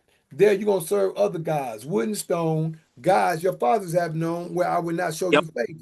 So right now, the guy from Japan though that was talking about, yeah, about Joshua really escaped him and his family over there because he's saying that they got stuff over there. But yeah, I'm gonna send it to you, let you look at it. Yeah, I'll check it out. I tell no me, I check information out. I always check information out. I like my I allow, but I thank the creator for allowing me to see and understand things for what it is and let it resonate with me. Because the spirit upon me, I love when the creator resonates stuff with me, I say, okay, I can see this and that and understand it better. Until then, I look and check and see things for what they are and ask the creator to open my eyes to see, and he'll let me know. He'll let me know. He'll wake me up, he'll show me certain things, and I'd be like, bam. I don't mean wake me up, but I'm just saying he showed me certain things at that time. Excuse me. Dang, what went out. But to finish up on this situation, like I said, the 1611 Bible, that in that Bible, it has Izus. It doesn't have Jesus. It has Izus in it. This thing right here. Here we go. Yeah, it has Izus in it. Let me keep on going down. That's why I try to get people to understand. Because people are so wholehearted on what they believe and what's been given to them. I tell them to go to a Bible before that one and check it out. And you can't put a face with Izus. Izus and Jesus is two different things. That's how the blasphemy come. They blaspheme the Creator's word, and they blaspheme and they're worshiping Jesus. They call him Jesus God and all this other stuff. Son of God, but that was given to you by the Romans, who don't even know the Creator. So Dude, that Japan dude, he was saying how the Christ was just a title that was that's all it take. Come Yeah, on, say that he even again, said bro. that. He even says this. This a Japanese dude, bro. Like he breaking it down, man. Like he going into some high power like stuff. It's very interesting what he was saying. But like, yeah, he knows the truth about a lot of what like how we know that that's not true. You know what I mean? Yeah, I've been telling What everybody I'm who saying, knows it. If you look up the word Christ or Messiah, I'm saying that most it's of them gonna come because out and say it only means anointed, or anointing. That's all it means. I'm sorry. Go ahead, G. Nah, I was just saying how like this is just a factor why they not giving you the truth, bro. Because like you know what I'm saying? Like that's what I'm saying. It's not the truth. They not giving you the truth at all. Like we have to deduce the truth. You are using deduction and based on other things you've been through to figure out the truth. But There just you go. like off face value, you won't get the truth. You have to go and actually have conversations with people who done built and did it. Like, you know what I'm saying? In order to really get it. Like, if you just was left with that alone, you wouldn't, you know what I mean? You would have certain degrees that you could come to through your own frequency, like you being tapped in. Because like it says, like, you don't need no man to teach you anything. Like, you, if you just tap in to the source, like, you know what I mean? And just listen, you'll get What some. you need. You know what I mean? But people be indoctrinated into it. It's not like they just been given it to learn it on their own and try to figure it out. They be getting led astray. You know what I'm saying? So that's what I mean. But yeah, I'm about to send that to you right now. Okay, cool, bro. I appreciate that, bro, for real. Because what he just said is true. I've been saying it for the longest. That's why it says in Genesis, Matthew 1:16, Jesus, who is called Christ. Christ is a title. That only means Christ is Greek for anoint or anointed or anointing in English. Messiah is Hebrew for anoint, anointed, or anointing in English. That's all it means. And if people really dig deep like I did, you'll come to see that all the vessels was anointed, which was called Messiah in Hebrew. The temple was anointed, which was called Messiah in Hebrew. And that is what was cut off in Daniel chapter 9:25. And the Messiah shall be cut off. I did research on all that. I give you the facts on it. But hey, you got to understand the title and the understanding of the meaning of the words first. Because other than that, you're gonna believe something that you already been taught. You gotta get an understanding, get wisdom, get knowledge, but in all thy getting, get an understanding. Why? Because understanding will keep you. If you don't get no understanding, you're gonna believe anything that you don't believe every wind of doctrine that was brought to you. But hey, let's keep it moving. Over here, that was example. But I say unto you, that was my example in Matthew 5:21 plus. And he 21 on through. He'll say several times, he gonna disrespect the creator. You have heard of old time. If you read in chapter 4 of Matthew, he said, you have heard, it has been said. He ain't say he said, oh, he said, it has been said. Whatever he said to when he talked to Satan, when Satan was trying to tempt him, as they say. It has been said in the scriptures. This he ain't say you have heard of old time. See what I'm saying? Then when he said you have heard of old time, then he said, but I say unto you, that right there, you blaspheme the created word. You're gonna try to take the word and change it. People can't see that though, because they do religiously. They religiously caught up. You know what I'm saying? But hey, the other half of 725.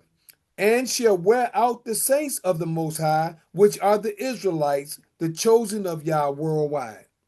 Wear out the saints. This is the Roman Empire who shall wear out the saints worldwide. And think to change times and laws. Yes, he think to change times and laws. And then I did another example. To start a new day in the middle of the night. How you going to start a new day in the middle of the night? It's 12 o'clock midnight, but this is supposed to be a new day. Think to change time and laws. Don't that sound dumb? People don't even stop to even think about it. Number one is, it ain't even day in the middle of the night. It's night. The light he shall call day, and the darkness he called night.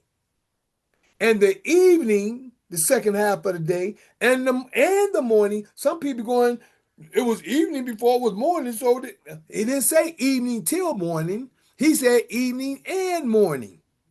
The evening and the morning is a day, which is the light period. At the rising of the sun is the morning. The peak of the day is the beginning of the evening and the end of the morning. Then you have the evening, beginning of the evening, mid-evening, and late evening until the sun go down. So you got the evening and the morning, which is a day. Then you got the night period, which is darkness. Then they forget the whole half of the first night. When the sun first go down, that's the beginning of the night before the next day. The beginning of the night before the next day, meaning this night goes with the cycle of the next day. They at least connect the middle of the night with the next day that's coming, but the first half of the night, they miss. The first half of the night is from, let's just say 6 o'clock when the sun is down. Let's just say 6.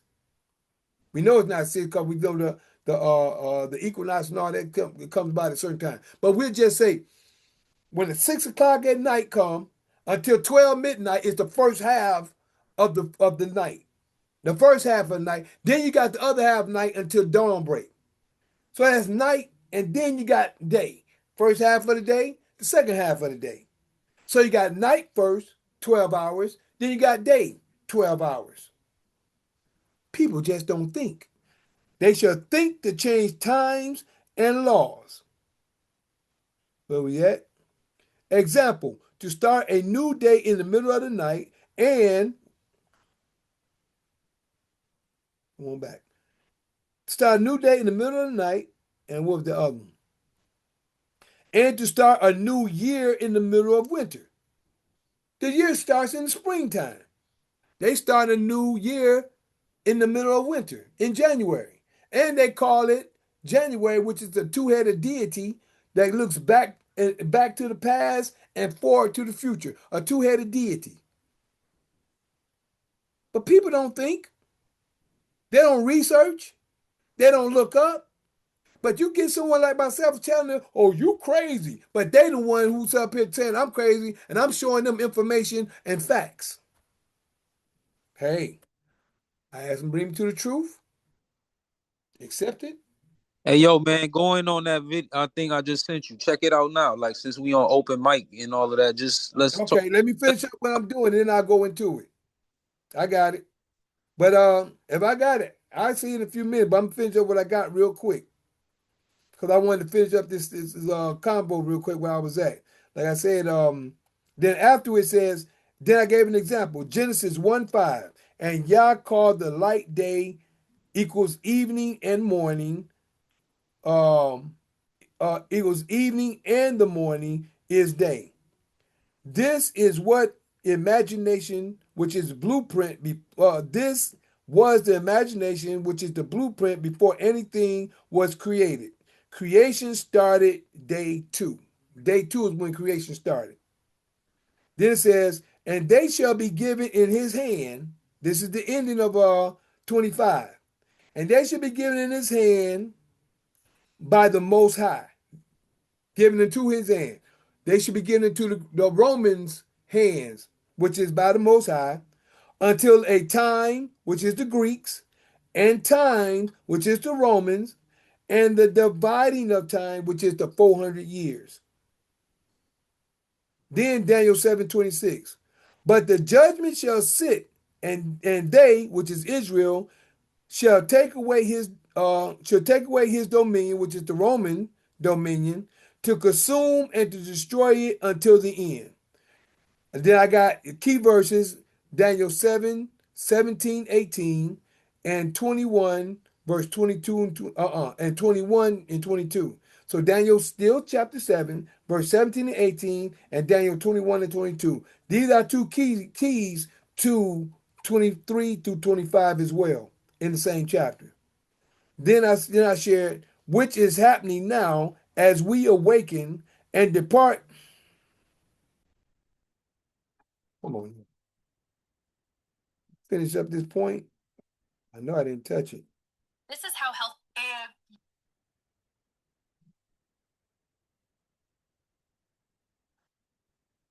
Well, I didn't just touch that. Come on now.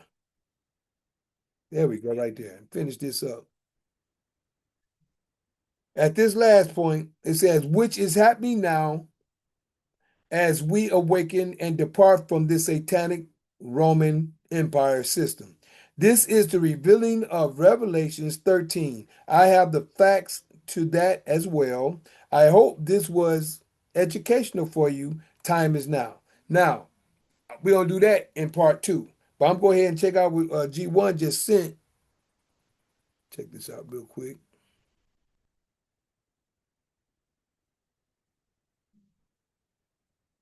There you go.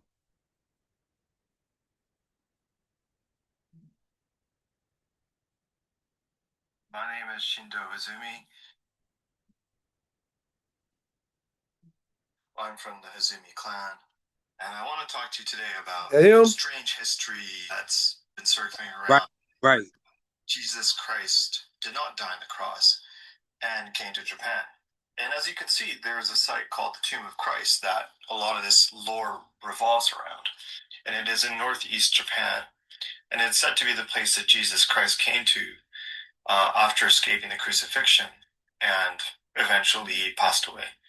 And the folklore of this place also says that the person who was actually put on the cross was Isukiri, who was Jesus's brother. Now, my family carries the crest of the Great Crow, or Yata Garasu.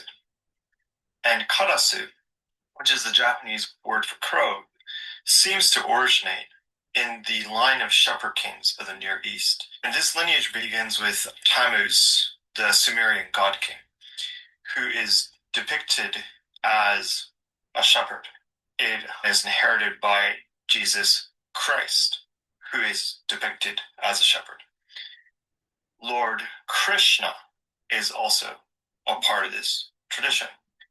And then you have Cyrus the Great, whose Elamite name is Kurash. And Muhammad seems to also be a part of this tribe. He is from the Meccan tribe of Quraysh. I'm actually from the family that traveled the Silk Road and became the Great Crow, or Yata Garasu, in Japan.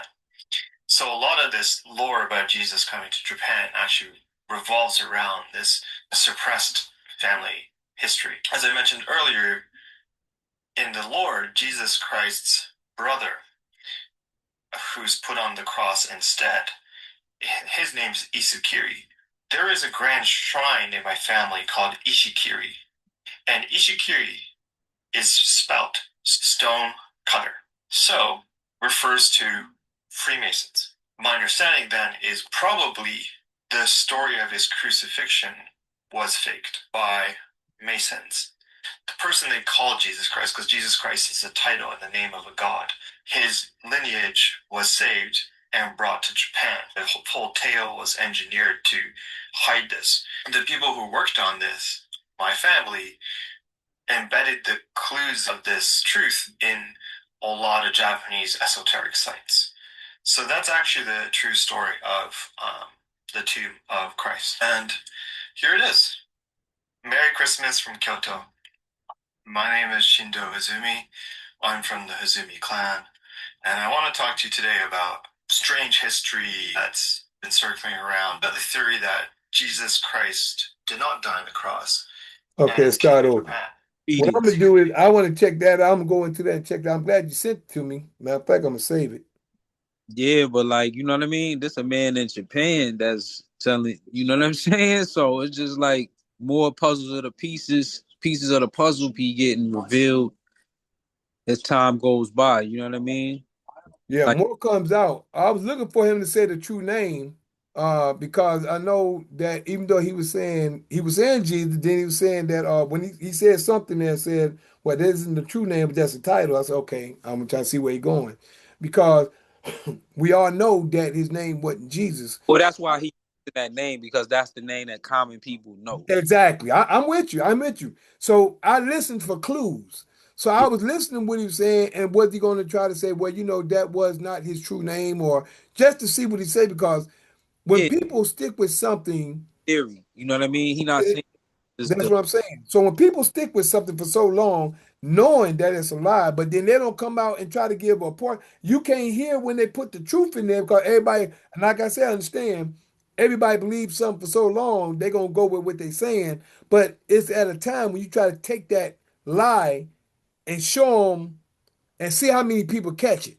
Because some people may not catch it, because he might still tell the story to get people to believe the story, but they got to get that truth in there. That truth has to be dropped in there for those who know the difference.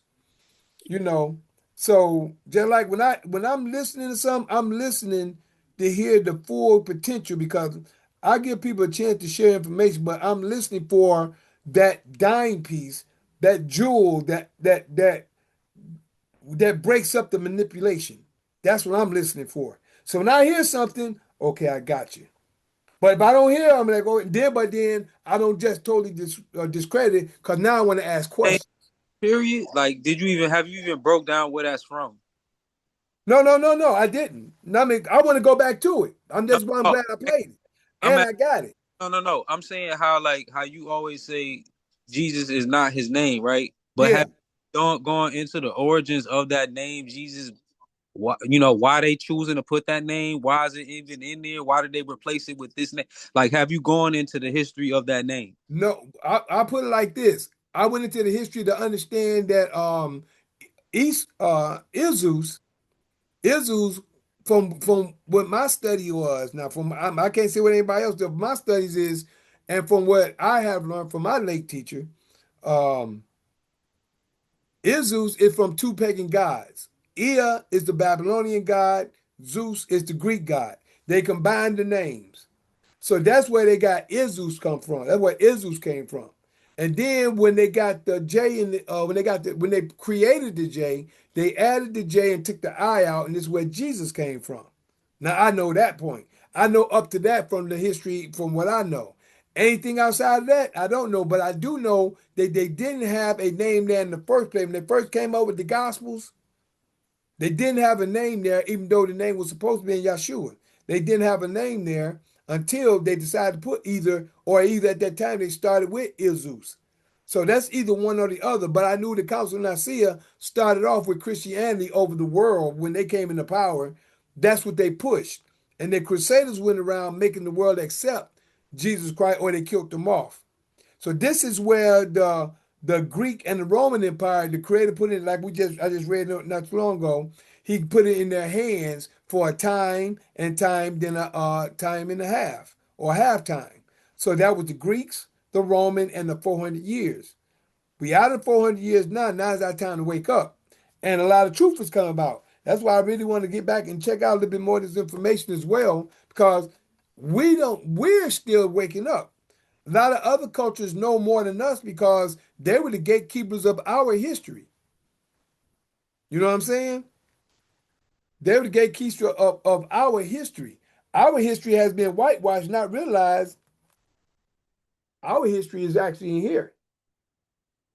But we're still gaining it, gaining the most part of it. And the law is the bottom line, not only for just us, for the whole world, but we were given power over the law because we was the one that was with the Creator when He gave the law. That's why I say, Israel, only you have I known. No other nation don't know the Creator, but Israel. That's why we're going through the hell we're going through. We getting whooped the way we're going through. The reason why we getting whooped is because we're not keeping the law. He's waiting for us to turn back and keep the law. Once we get back to the law, the blessings will start to overflow. Then we're going to be a nation of priests, a kingdom of priests to all other nations. But other than that, this is the end of part one. I don't even know if I'll probably call this I was starting off with what's called oh man, looking like Rome, information on Rome. I'll probably call it that.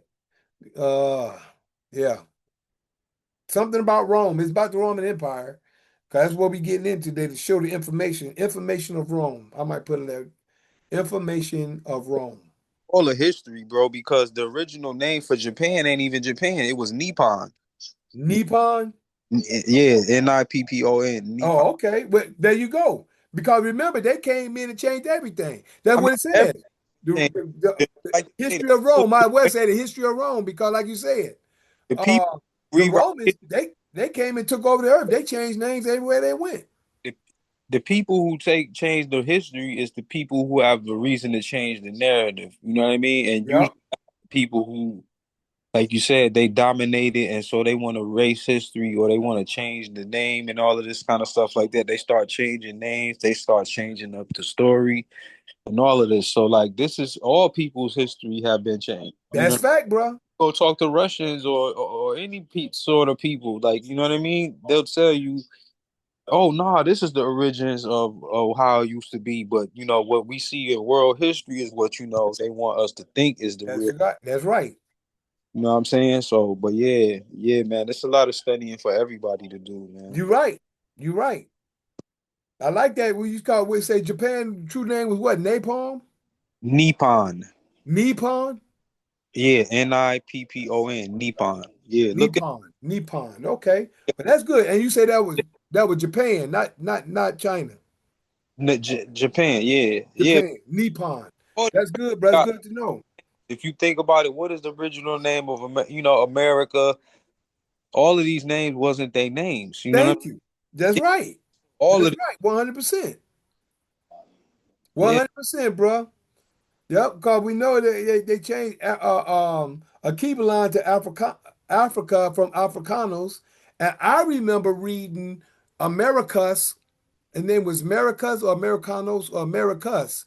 I read that. And they changed the name upon whatever that guy name was. And the natives used to call this Turtle Island, or I knew an actual native of this land who knew his history. He's called this XI, or it wasn't XO, it was XI, I believe it was. But yeah, man, when they came, they changed everything. So other than that, just want to share with everybody that I am that Mikael in Daniel chapter 12, verses 1, 2, 3. Yeah, that's me. Showing the holy people who they're really supposed to be. Waking them out of their dead beds, which is really in their heads. For all of you who's living in the new, this is for you. I'm that same Mikael in Revelations 12, battling that red dragon where Satan dwell, who deceiveth the whole world but prevaileth not, because the horn is blown without a doubt. This was prophesied for you to see that Mikael is really me. So we're going to call this, it ain't the total history of Rome, but some history of Rome. I put it like that. Some history of Rome. Some history of Rome. So other than that, we're going to pause my brother G1 and brother Patrick. Patrick, you ain't going to sleep over there, have you? I hope you're still up. Prince, should I say, not Patrick. Brother Prince, you still up? He's one of my brothers from my class. Yeah, I'm still up. Okay, bro, Oh, cool, cool. Because I want to get with you on some information in a few minutes. But hold okay. up. I'm going to pause y'all real quick over here on Zoom, since this is the long version. Peace, love, be right with you, right back. Peace. There we go. So yeah, that's how we do it. That's correct. We we put the we do that converter, get to the put the postmaster on notice. Then we put all nine of the corporations on notice. Greetings, greetings, greetings, family, friends, and the world. This is Mikael Eric Harris, better known as the Juice, also known as the Alkaline Water Guy. How is everyone doing on this beautiful night after Sunday?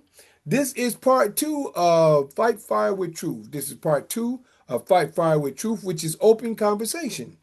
And we come to find out the open conversation for the night is some history of Rome.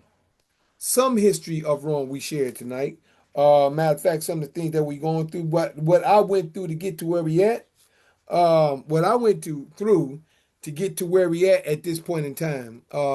When I went through my spiritual, well, before going through my spiritual, I was performing in Europe uh, with this group called Imperial, and I understand now why I went through that to come to understand, because at the time I was going through that, I didn't know the Bible. I just knew of the Bible. I was reading of it, but I went through, and I feel the Creator brought me through that way, and I got with Imperial to do the Roman Empire to understand something of the Roman Empire.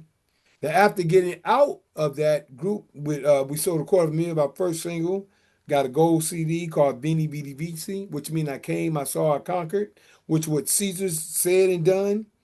Not only that, not only that, we killed Caesar in the video, at the end of the video, the first video.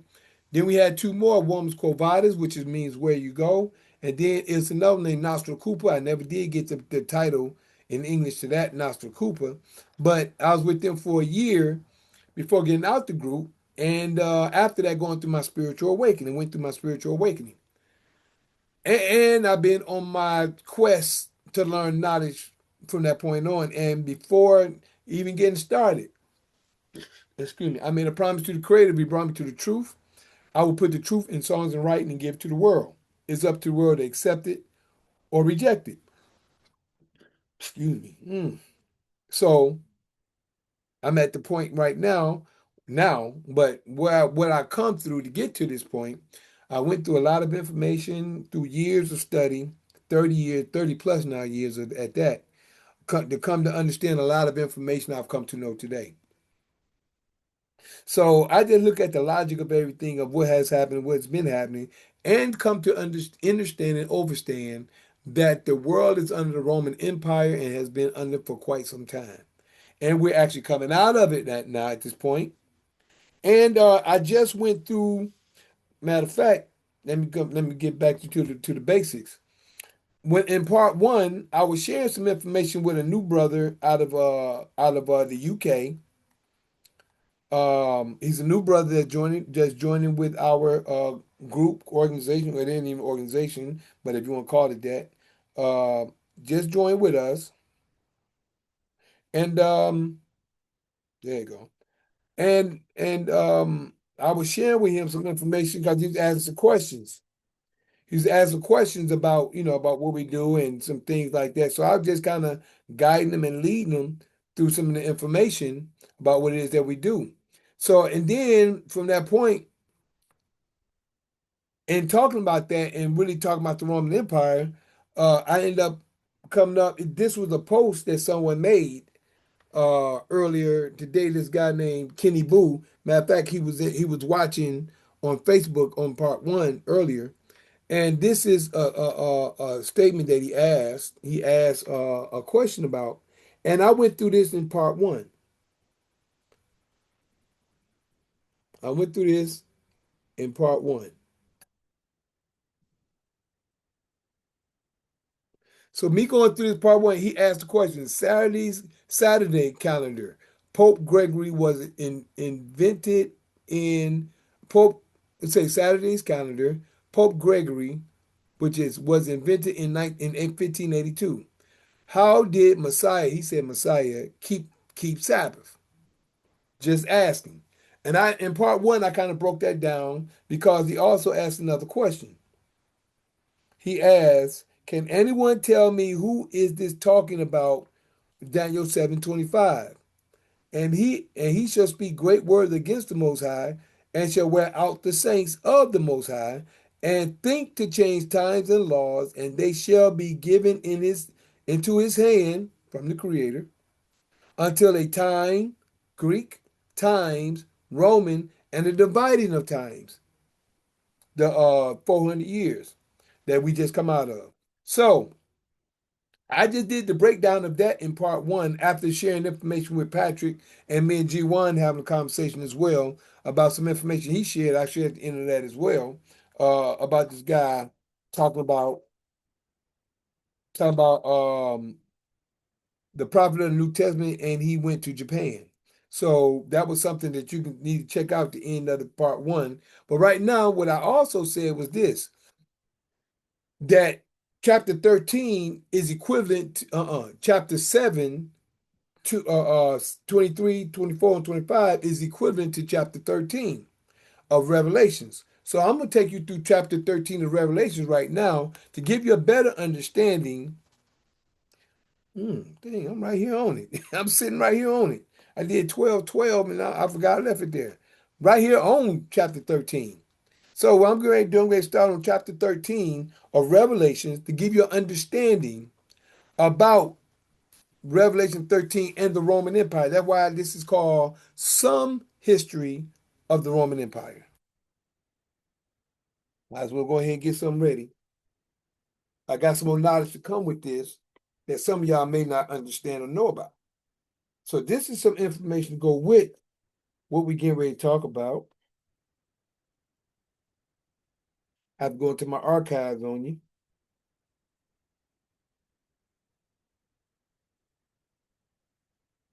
Okay, yep.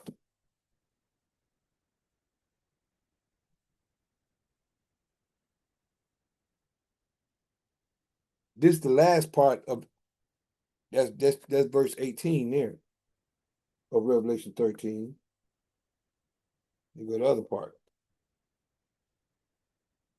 Make sure. Nope, not this one. It's not what I was looking for. But I think I'm missing something. That's other part. That's parts about Luke. Yeah, that might be. I'm checking on my plan. Mhm. But then again, that might be it over there.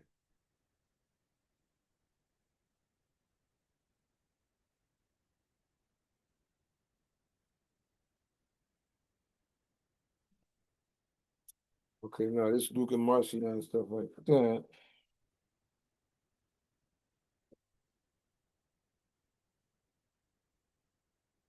Let me check this right. This put down. It might be amongst that, which it should be because it's all coming together out of that information. So that might be. I just happened to not look before I put it down. Let me see. Let's see. Yep. This is why we need it right here. I'm gonna sit this right here for the moment. Now we're gonna go through chapter 13 real quick. Trying to see if I should start off with the history before I go through the scriptures on it. The revealing, I call Revelation of the revealing of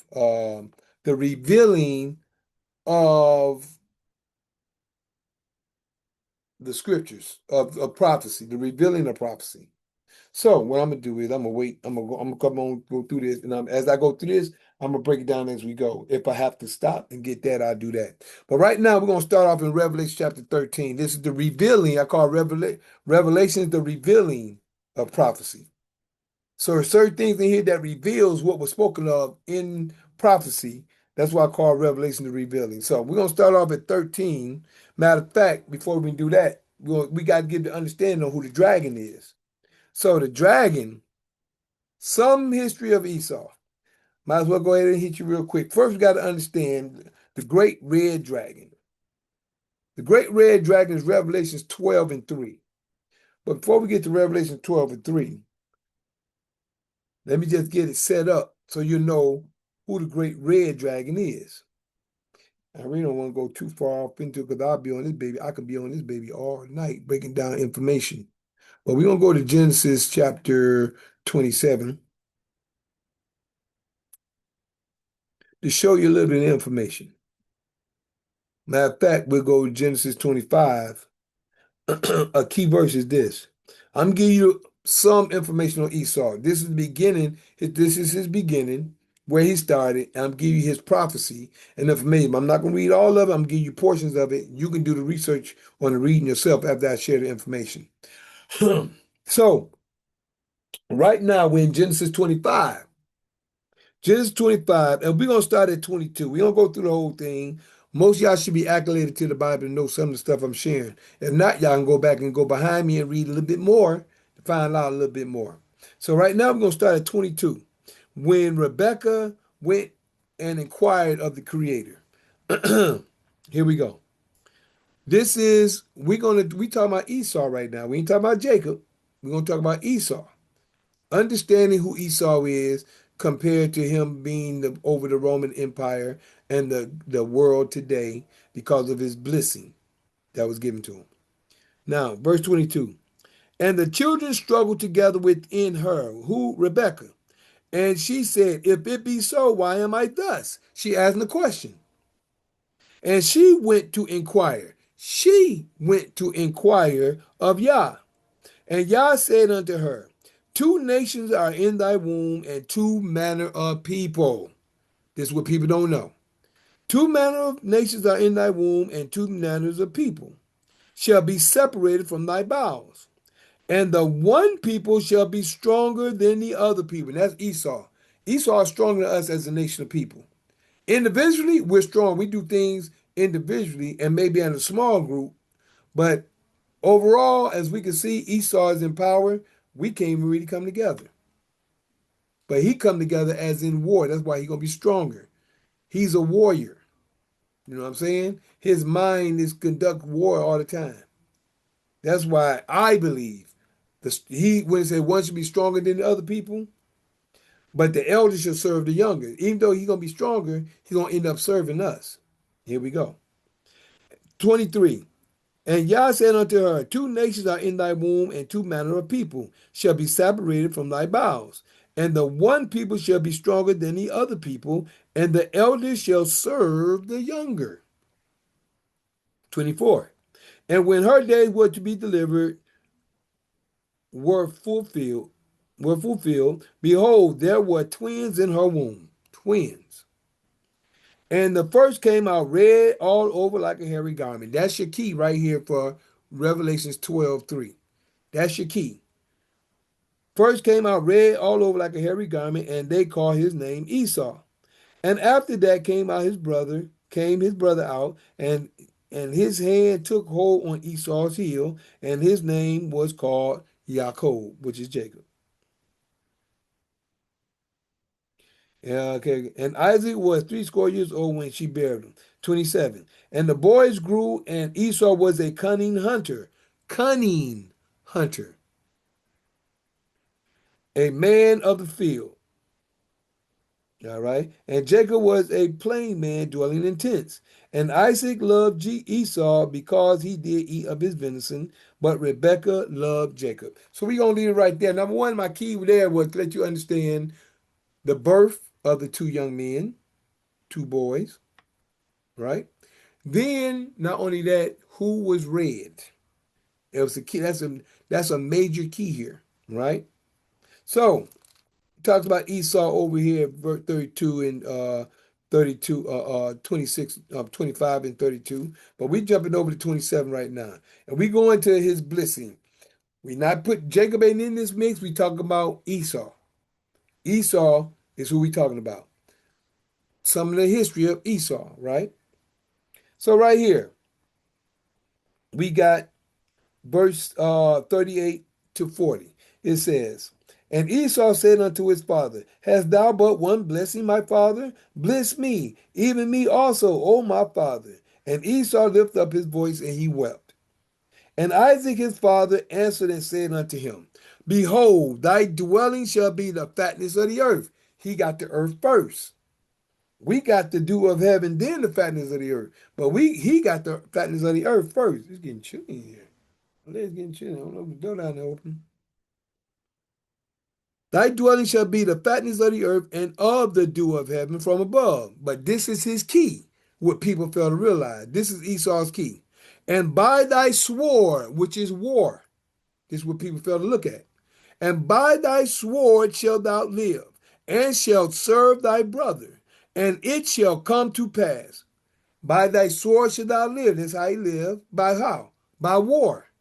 That's how he lived. And shall serve thy brother.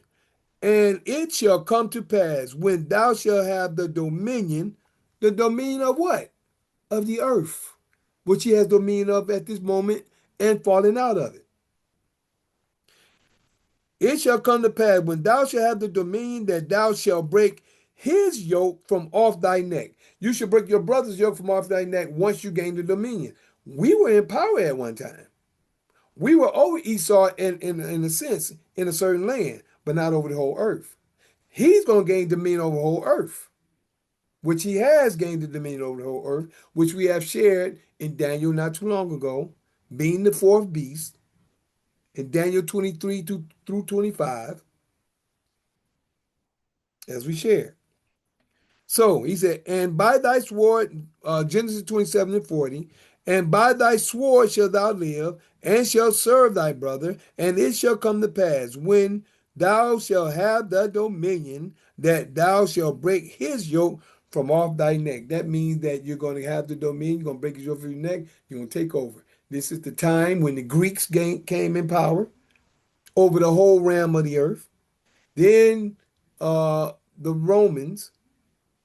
Then the halftime. Time and a half. The halftime is when the 400 years.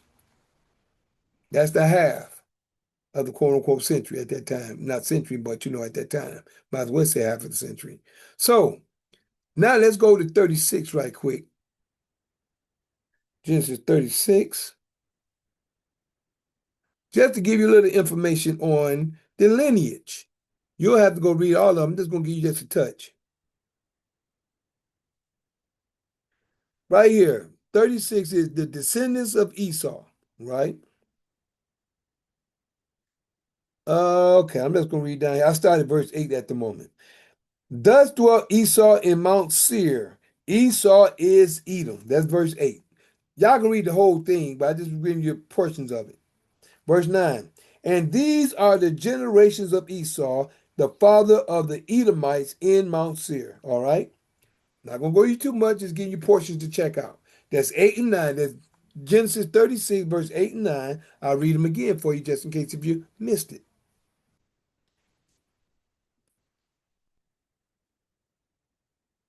Let me start at 1 first. Verse, the descendants of Esau. Now these are the generations of Esau, who is Edom. Then they talk about the wives he took in verse 2. Then down to verse 8 again. Thus dwelt Esau in Mount Seir. Esau is Edom. And these are the generations of Esau, the father of the Edomites in Mount Seir. That's in Mount Seir. Then it goes down to tell you all the people, Kenaz and all these different people, right? Then verse 15 to show you who the dukes were. These were dukes of the sons of Esau. Don't they have dukes up there in industrial complex of England? Industrial complex, don't they have dukes up there? These were the dukes. This is verse 15. These of chapter 36. These were the dukes of the sons of Esau. The sons of, okay, I ain't gonna go into name them. Then number 16, Duke Korah. He was the Duke. Duke Gatim. And Duke Amalek. You see? These are the dukes that came of Eliphaz in the land of Edom. These were the sons of Ada. But then you see it goes down to talk about more dukes as you read in. Then verse 19 says, these are the sons of Esau, who is Edom, and these are their dukes. Verse 20 says, these are the sons of Seir the Horite, who inhabited the land, Lotan and Shobol and Zibon and Anah. But it talk about the Hortites.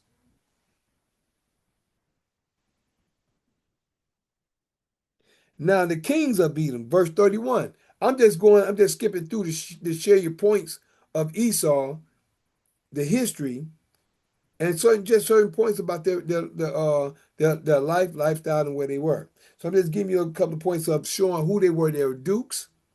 And now we come to the kings of Edom, verse 31. And these are the kings that reigned in the land of Edom before there reigned any king over the children of Israel. Y'all see that? Before Saul. And these, verse 31 again, and these are the kings that reigned in the land of Edom before there reigned any king over the children of Israel. Right?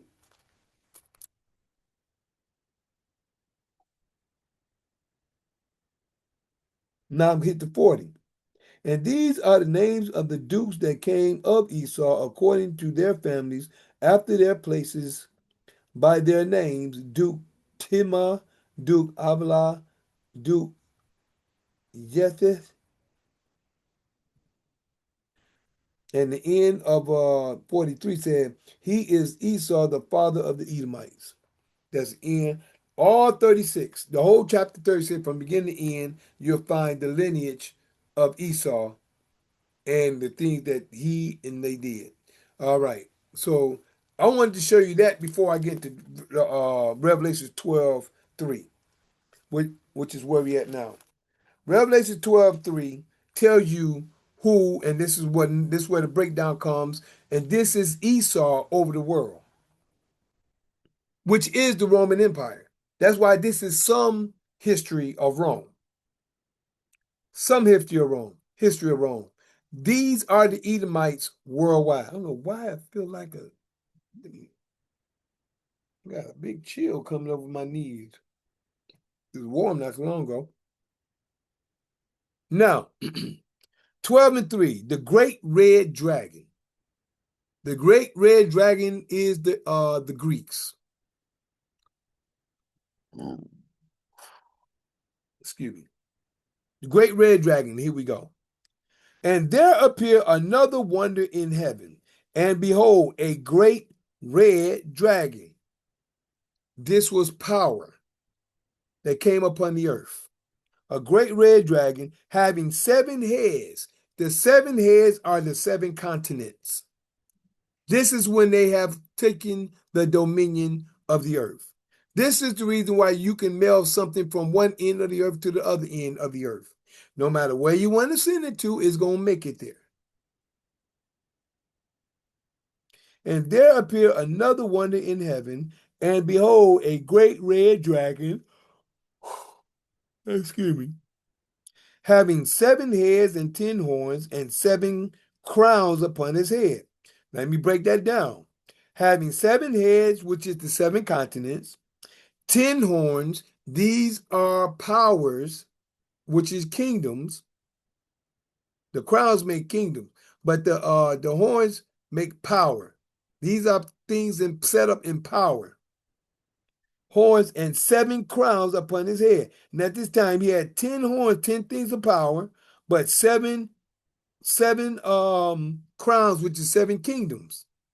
Over the 7 continents, there were 7 kingdoms. But there were 10 powers upon those continents. And his tail drew the 3rd part of the stars of heaven, which were the Israelites, which was us. We were like the stars of heaven. And his tail drew the 3rd part with the influence. His tail was the influence of the stars of heaven, and did cast them to the earth. And the dragon stood before the woman, which was ready to devour to devour her child as soon as it was born. Now, I look at that as 2 different things. One of them being physical, another one being spiritual. The physical is when the children of Israel went into the woods in Africa, and before coming back out, I think in the late 90s, they was lifted. Mid or late 90s, they was lifted from Africa, and they ended up going back home. Some people, I remember that. But spiritually, I look at that as we awaken through our spiritual awakening. When you go through travail, any of you out there that went through that hot burn sensation from the middle of your stomach, if you know what I'm talking about, you know what I'm talking about, because I went through it. If you know about that hot disposition, that hot burn sensation that pierced you throughout your body, you know exactly what I'm talking about.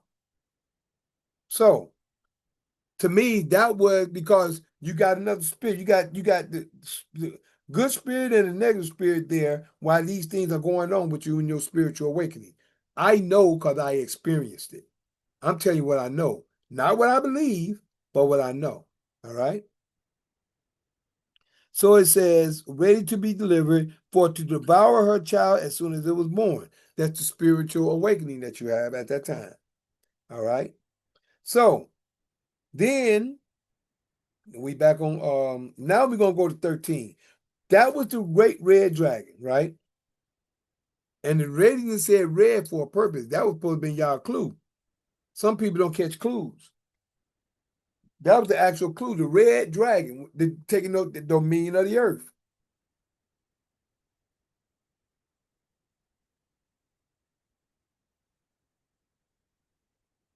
They taking over the dominion of the earth. Now we're going to start with 13 and 1. The first beast, which is old Rome. That's why I can break down and tell you got 2 Romes. Old Rome and New Rome. We got 2 legs. Remember the iron? The legs of iron? Old Rome, New Rome, 2 legs. Just like you had Medes and Persians. You had the Medes and the Persians.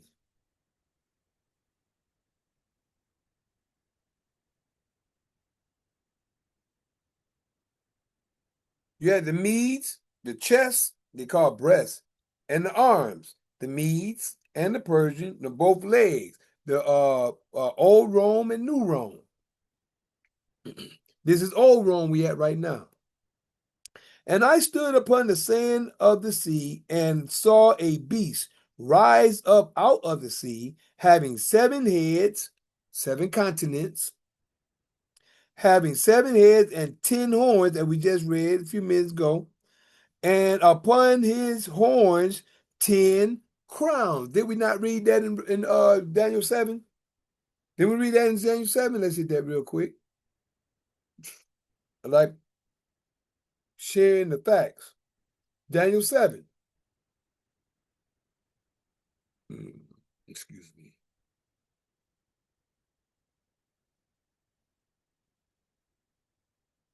Right there. Daniel 7, right here in 2024, wasn't it? And the 10 horns out of his kingdom are 10 kings that shall arise, and another shall arise after him. That's New Rome. Another shall rise after them. That's New Rome. And he shall be diverse, different from the first. And he shall subdue 3 kings. She's going to be different from the first Rome. Then he's going to subdue the 3 kings, as I shared with you, Babylon, Medes and Persian, and the Greeks. Right? So, where we at? And I stood upon, chapter 13, 1. And I stood upon the sand of the sea and saw a beast rise up out of the sea, having 7 heads, which is 7 continents, and 10 horns, the 10 powers, and upon his horns 10 crowns. That was the 10 kingdoms upon those horns. And upon his heads the names of blasphemy. Name of blasphemy. Christianity. Throughout the whole world. You got the 3 frogs, or the 3 unclean spirits, which is Christianity, Muslim, and Judaism. The 3 unclean spirits that talks about in Revelation. Forgot exactly where it's at right now, but the 3 unclean spirits, Christianity, Muslim, and Judaism. Because the Creator never gave none of that. He only gave his laws, statutes, and judgments. Judaism is supposed to be like Israel, but they're not. That's why they're Jews. There's no such thing as a Jew. So, the names of blasphemy, and upon his heads, upon all 7 continents, you got the names of blasphemy, because all of them are religions. They don't talk about the law. All of them religions. The biggest one mainly is the Christianity. But let's keep it moving. And the beast which I saw, verse 2. And the beast which I saw was like unto a leopard, and his feet was as the feet of a bear. I still think the feet represents the Soviet Union, which was at one time. And the industrial complex of England, I may be wrong, may be like the leopard. I don't know. That's my thoughts. And his mouth as the mouth of a lion. You know, he roaring everywhere he go. Now, and the dragon, that's where I wanted to get to the dragon. The dragon was the Greeks. The dragon gave him his power, his seat, and great authority. The Greeks gave the Romans their power, their seat, and great authority.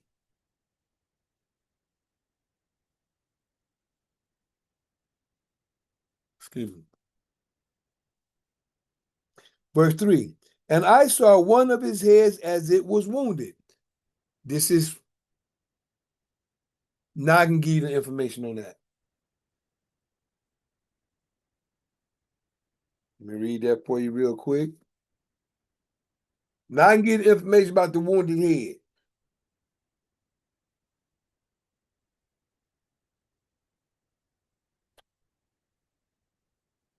I want to make sure I get this to you. I think this one is it right here. This is the Council of Nicaea. This is the Council of Constantinople. Now, verse 3. And I saw one of his heads as it was wounded to death, and his deadly wound was healed. And all the world wondered after the beast. Don't forget the beast is Rome, but now let me break this down. This number 3 right here for you. This is what happened at the Council of Constantinople. All right. The first Council of Constantinople occurred in AD 381, or should I say 381 AD. This is 56 years after the Council of Nicaea.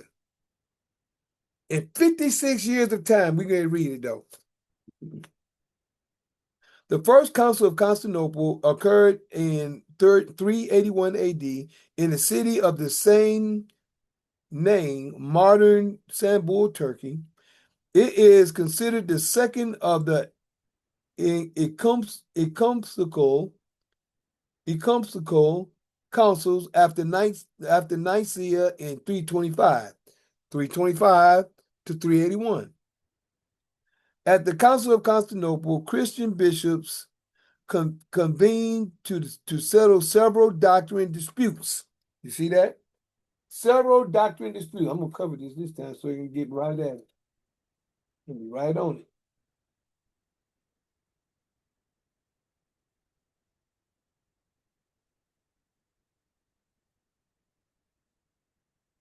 Check it out.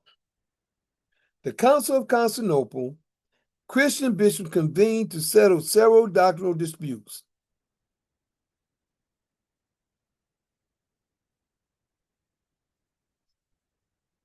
Not good enough. Several.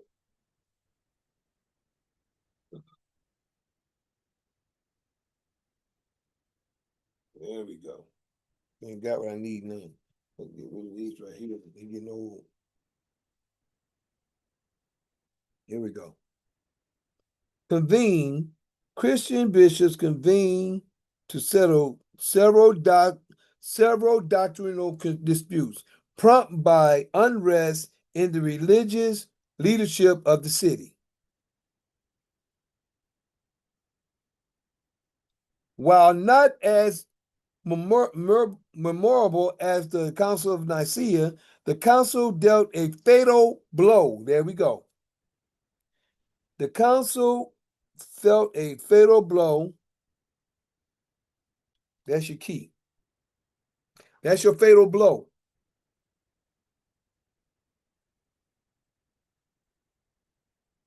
This is Christianity, and this is the blasphemy that they're talking about at the end of verse 1. Let me read it, though.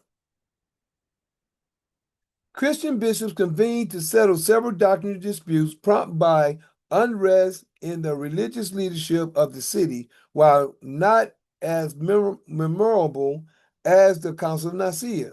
The council dealt a fatal blow to Arianism, clarified the language used to describe the Trinity. See that? Clarified the language used to describe the Trinity, and sharpened the distinction between the eastern and western branches of the church. Right? The immediate motivation behind calling the First Council of Constantinople was a series of controversies. The Council of Nicaea had met more than 50 years prior, which was 56 years, to settle the Arian controversy, a debate over whether or not Jesus was fully divine. You see, it was a debate over whether or not Jesus was fully divine, despite the council's nearly 302 decision rejecting Arianism. See, the Arians, they was the ones who kept trying to stand the truth and try to stop the lies for whatever truth there was. The view persisted and continued to cause division among the church. There you go. That's your deadly blow. Continue to cause division among the Christians. Constantinople itself was considered an Arian.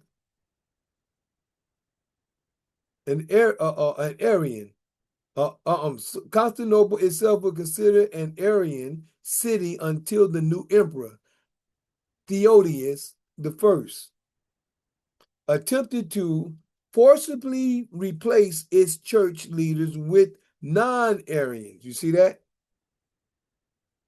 This attempt to purge did not go over well. To further unrest, it ensued Theodius attempts to install Gregory Nazianzus as Bishop of Constantinople. However, before Gregory could be formally consecrated, a rival group broke into the cathedral and attempted to consecrate Maximus the Cynic instead. Their consecration ritual was interrupted by an angry mob, leading Theodius to ask Pope Damasus for advice. Damasus' order was for Theodius to call a meeting of bishops who would formally reject Maximus and settle again the Arian controversy. So all this right here is about when they put together the Council of Nicaea and all the things that happened for 56 years. The church had got splitting up. All that stuff was going on because that is not of the Creator anyway. But these are the things that was going on for them to put what they were trying to put together. And this is what I'm trying to get people to understand on this whole situation. It's about the Jesus tip, the lies. See, I could go on, like I say, I got paperwork here, and I don't want to be on this all night. I got paperwork here. I'm going to show y'all some more information. That's why I'm going ahead on and read where I'm at. But I just mainly showed you that. And what I got is this. I got the links. I got to go in and get them. Well, I got the links. If anybody wants the links, I can give you the links to check the information out. You can read it for yourself and have a better understanding. But you got to understand that they didn't know the Creator. And there's no such thing as a human sacrifice. Even though they did it, there's no such thing as on the Creator's watch that was supposed to happen. But again, verse 3 states, and I saw one of his heads as it were wounded to death. And that's what we just got to read. And all the world, and the deadly wound was healed. That's Christianity. That's your Christianity. As we got to reading, they edged out all the Arians. They got rid of them. That's how it became a strong force to be what it is today. And all the world wondered after the beast, which is the Roman Empire. And they worshiped the dragon, the Greeks, which gave power unto the beast. And they worshiped the beast, saying, who is like unto Rome, which is the beast? Who is like unto the beast, which is Rome? Who is able to make war with him? And there was given unto him a mouth speaking great things and blasphemy. You see that? Who is he? The Roman government, their system. Great things and blasphemy. And blasphemies.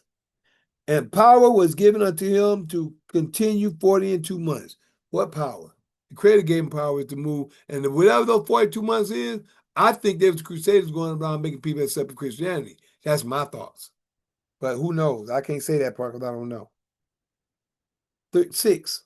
And he opened his mouth in blasphemy against Yah to blaspheme his name. This to your New Testament that they made up.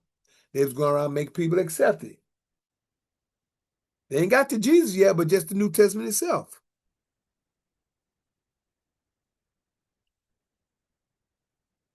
And he opened, and he opened his mouth in blasphemy against Yah to blaspheme his name and his tabernacle and them that dwell in heaven, in the mind. We were dwelling in heaven in the mind, not in the actual clouds. Verse 7, and it was given unto him to make war with the saints. See, it was given unto the Romans to make war with us.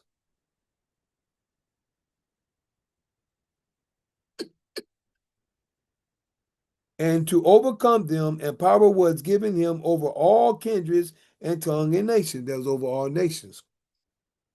And all that dwell on the earth, and all that dwell upon the earth shall worship him, whose names are not written in the book of life of the Lamb, saying from the foundation of the world. If any man have an ear, let him hear. He that is leads into captivity shall go into captivity. He that killed with the sword must be killed with the sword. Here is patience and the faith of the saints. Excuse me, y'all. That's the end of part 1 of 13. We're on part 2 of 13 now. The second beast. This is 11. This is the second beast. As we say, I didn't really give no enthusiasm when it say, if any man have an ear, let him hear. He that leadeth into captivity shall go into captivity. He that killeth with sword must be killed with swords. All the stuff that these people are doing going to end up happening to them. The second beast. And I beheld another beast coming up out of the earth. Same system, different type. I beheld another beast come up out of the earth, and he had 2 horns like a lamb, and spake as a dragon. And I say those 2 horns, the fact there was a lamb, it was a young government, which was the United States, and the 2 horns, Democrat and Republican, but straight spake as a dragon. Whichever one won, everybody listened. And he exercises all the power of the first beast. New Rome exercised all the power of old Rome. Excuse me. New Rome did the same thing old Rome did. And not only that, he brought Christianity with him as well. And he exercised all the power of the first beast, verse 12, before him, and causes the earth and them that dwell therein to worship the first beast. See that? Whose deadly wound was healed. Roman Empire. And he doeth great wonders, so that he maketh fire come from the heaven on the earth in the sight of men.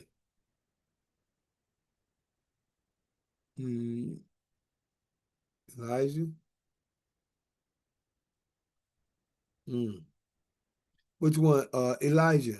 Yeah, Elijah was the one who brought down, made fire come down at one time.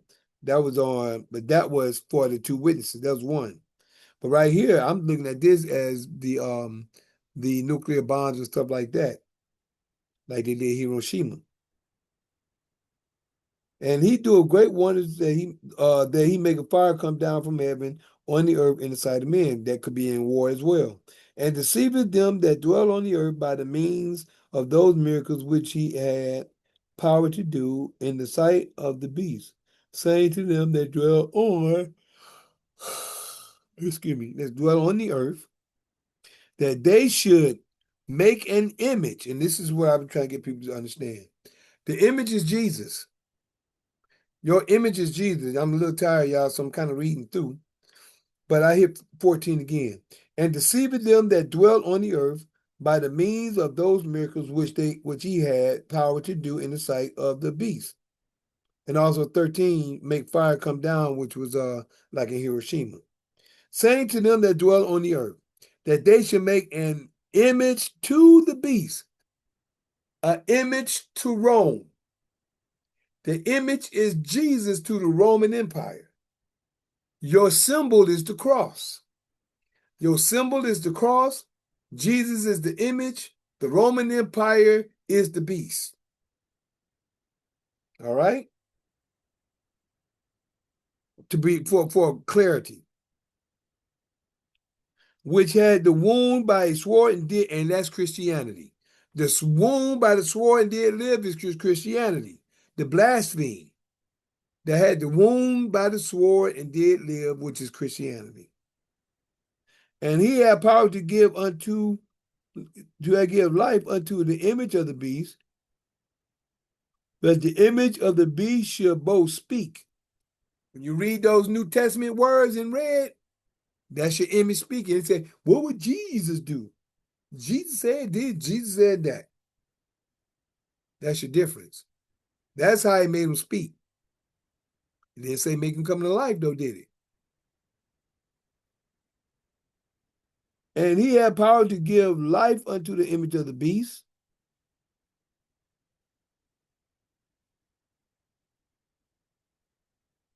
again. And he had power to give life unto the image of the beast,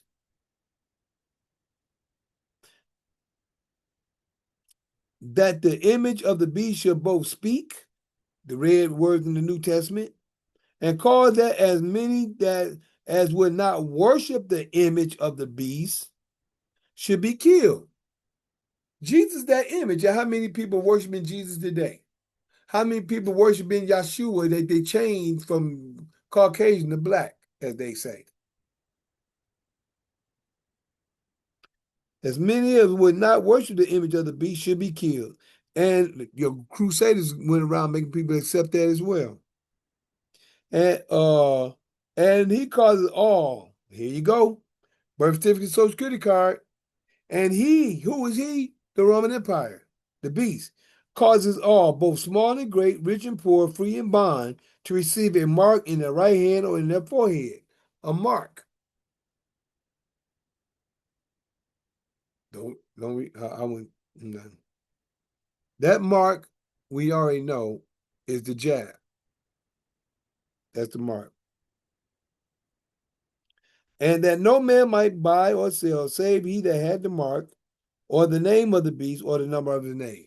You got the mark with the jab, you might not be worried about anything, according to this society.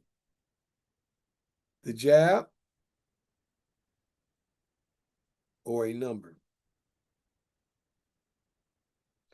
Let's go.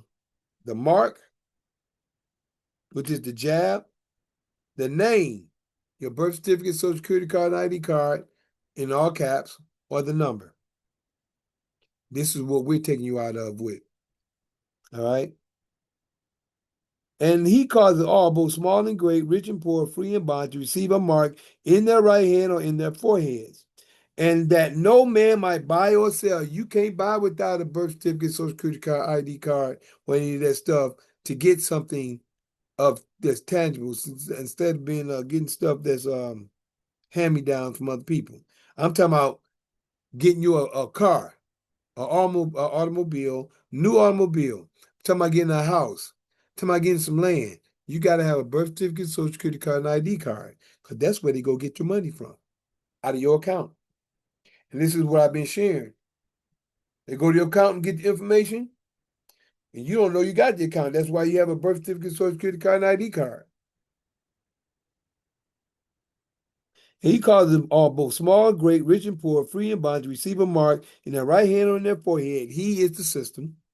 And that no man might buy or sell, save he that had the mark, except that he that had the mark, or the name of the beast, or the number of his name. Here is wisdom. Let him that have understanding count the number of the beast, for it is the number of a man. Now we're going to take care of that right now.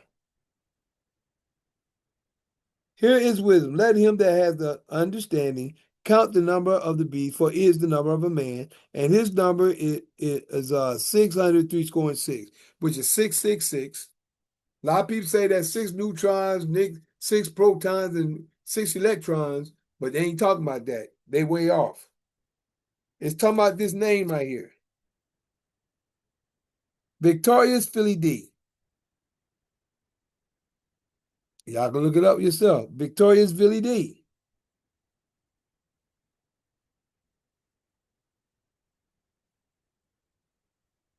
Victorious Philly D. Victorious Philly D. When you break that number down in Roman numbers, you got 666. That full name. But let me read a little something for you. Vicarious Philly D, Latin, vicar or representative of the Son of God. Is a phrase first used in the forged medieval donation of Constantine to refer to Saint Peter, who is regarded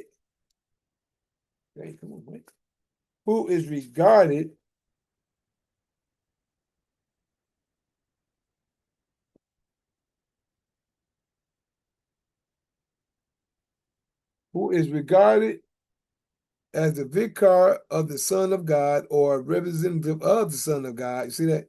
Or representative of the Son of God in English. Here is a more detailed explanation origin. The phrase is Latin and it's being used in the context of the Catholic Church, particularly in relations to the Pope. Meaning vicarious mean vicar or representative, while Philly D translates to the son to the translate to the of the son of the son of. That translates to what is the number 6662 for? And it says the Pope. This historical interpretation identifies the number of 666 with the papal title Vicarius Filii Dei.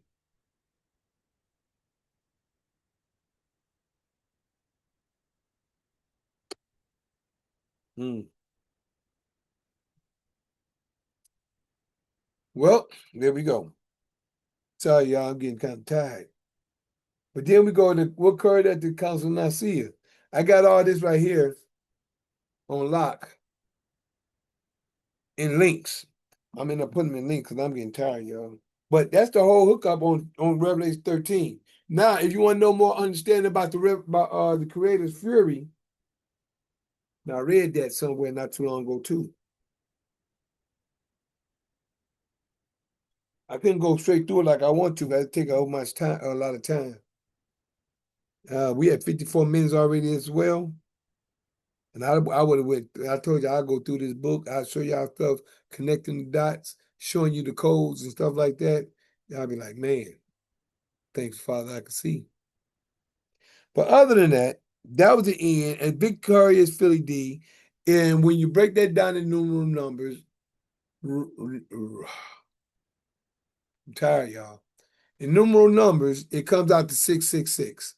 My teacher did that breakdown years ago. So that's just it. You can look at how you can break it down if you like. But other than that, y'all, this seat is trying to hit me. I'm going to have to let it go for tonight.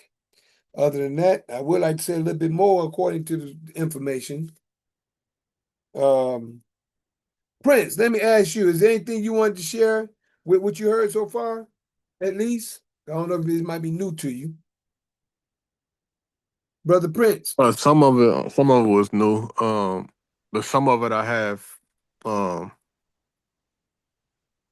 like seen it myself or whatever.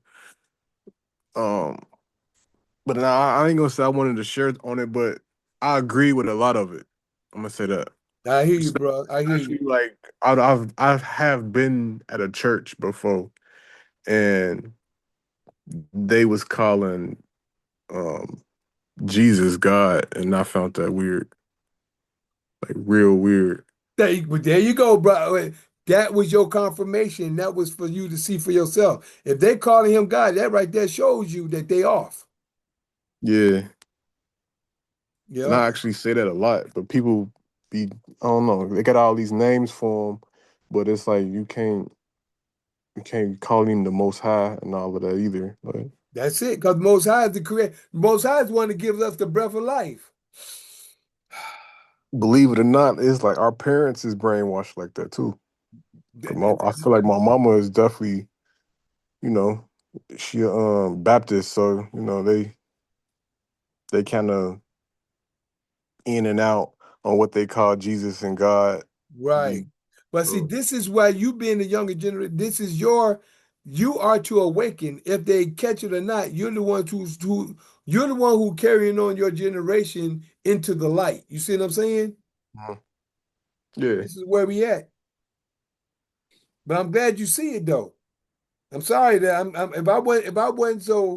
if sleep wasn't coming down on me, I'll go through this book, man. I'll show you so much stuff, bro. Y'all be like, whoa, Uh-huh.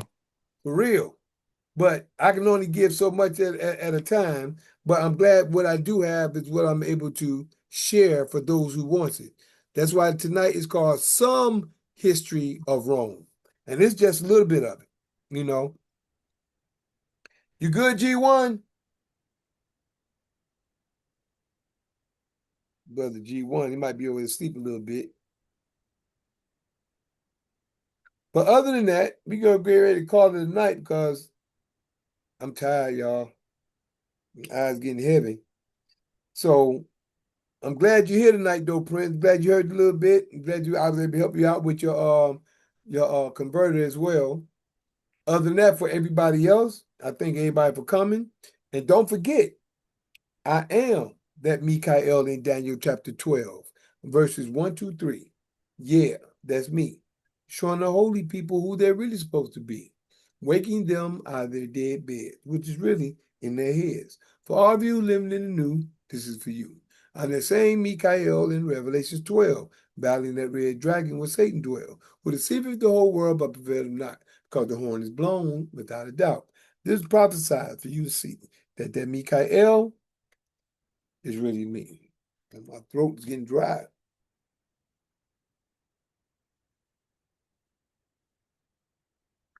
So we're going to call it a night. We get ready to do the benediction. Then we're going to do the Shema.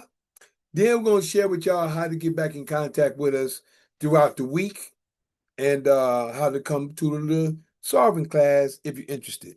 So right now, I'm going to do the benediction. And it states, we're in Numbers chapter 6, verse 22 through 27. And it reads, And Yah spake unto Moses, saying, Speak unto Aaron and unto his sons, saying, On this wise ye shall bless the children of Israel, saying unto them, Yah bless thee and keep thee. Yah make his face shine upon thee and be gracious unto thee. Yah lift up his countenance upon thee and give thee peace. And they shall put Yah's name upon the children of Israel, which is his law, and Yah will bless them.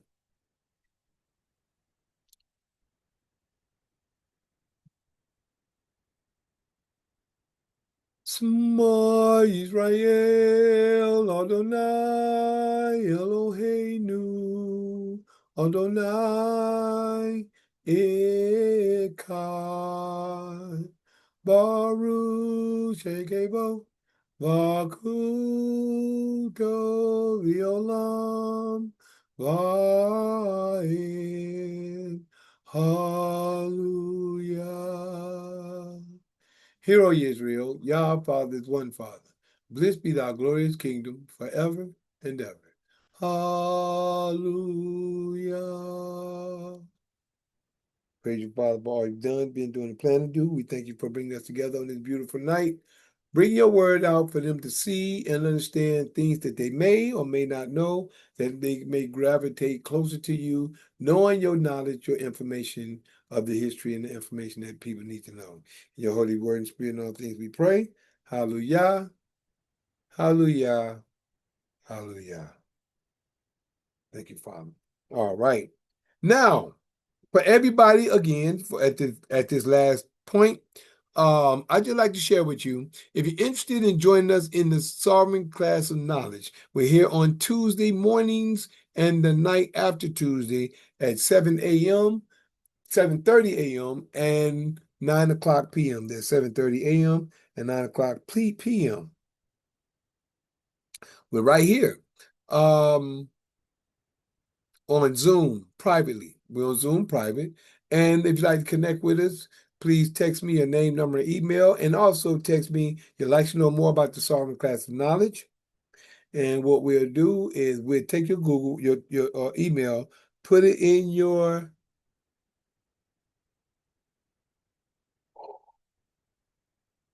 take your email. We'll put your email in put your email in my Google Calendar, and it will come up in your email, and then you will accept the dates, and then you will see all the notifications will come to you for the dates in order to come to the classes.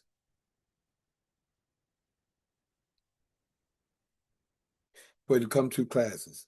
And then you're gonna end up getting an NDA, which is a non-disclosure, so you can not, if you decide to go somewhere else and do something with the paperwork and what have you, you get mixed up, that's gonna be on you, that's not gonna be on us. So I just wanted to share that. Everything we do is strategic, and we have a order for everything we do. So just saying that, if you can text me your name, number, and email, and the information that you like, the information about the classes at 770-572-5315. That's 770-572-5315. And if you'd like to connect with me in my email, you can email me at lkhyym@gmail.com. That's lkhyym@gmail.com. Now, if you'd like to get in contact with me on my YouTube and my X, formerly known as Twitter, you can catch me here at JuicePro33, which is spelled JuicePro33. Again, JuicePro33. All one word, all together. Connect with me there. You can get me on my Facebook. You can get me on my YouTube or my X, formerly known as Twitter. Now, for my Facebook, you can connect with me there at Michael the Juice, at Mikhail Harris, which is spelled MI''CHAEL space HARRIS. Again, MI.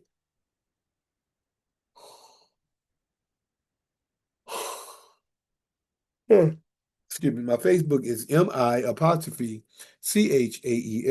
space HARRIS. All right. That's my Facebook.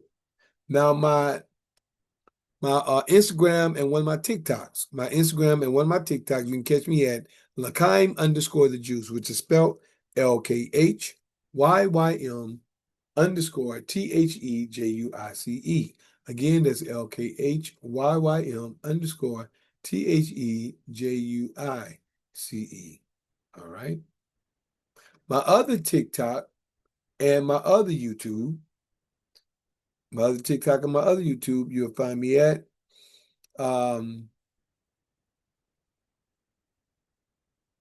Michael the Juice Harris. Forgive me, y'all. I told y'all I'm tired. It's coming down on me. That's Michael the Juice Harris at my other TikTok and my other YouTube, which is spelled MICHAELTHEJUICEHARRIS. Again, that's MICHAELTHEJUICEHARRIS. Oh, y'all forgive me, please. It's coming down on me, but I gotta get it through. All right. Now, for last but not least, you can get on my Patreon or my Rumble. That's Patreon or rumble.com /LKHYYM. Again, that's Patreon or patreon.com or rumble.com /LKHYYM. All right. Now, if you'd like to see the now that was the Patreon and Rumble. If you'd like to see us on the full screen, which is on the Zoom, we have different shows on the Zoom. On the Sabbath, we at noon, the peak of noonday, at 12 p.m. Eastern Time. 12 p.m. Eastern Time on the Sabbath. There's assembly. That's Sabbath, Assembly of the Righteous. Sabbath, Assembly of the Righteous. That's on the Sabbath, which is Saturday at noonday at noon, 12 p.m. We also here on like tonight, which is the night after Sunday, and we call this Fight Fire with Truth, which is open conversation. We're here at 9 p.m. night after Sunday, which I'm glad y'all are here tonight. And this is Fight Fire with Truth. And then tomorrow night, we'll be here at 9 p.m. Tomorrow night, same time, different show. That's Mikhail's Knowledge of Truth. Mikhail's Knowledge of Truth tomorrow night at 9 p.m. Then we have, as I shared with you at the beginning, we have the private classes on Tuesday at 7:30 a.m. or at 9 p.m. after Tuesday night, which is that night. Introduction to Solving Class of Knowledge. That's Introduction to Solving Class of Knowledge. So other than that, I'm glad I walked myself through it. The tired. I love y'all. I appreciate love y'all. We'll see y'all soon. Y'all connect with me. Prince, if I don't see you, if I don't hear from you between today and Tuesday, I'll see you Tuesday, okay, bro? Okay. And G1, whenever you coming, we waiting on you, bro. And everybody else, please come through. Check me out. Text me your email. Let me know if you want to come through, and we'll go from there. I thank y'all for your time, your patience, your listening there, your seeing now. We don't say bye to Zoom first. Appreciate love, y'all, brothers. I'll see you soon and always. Peace.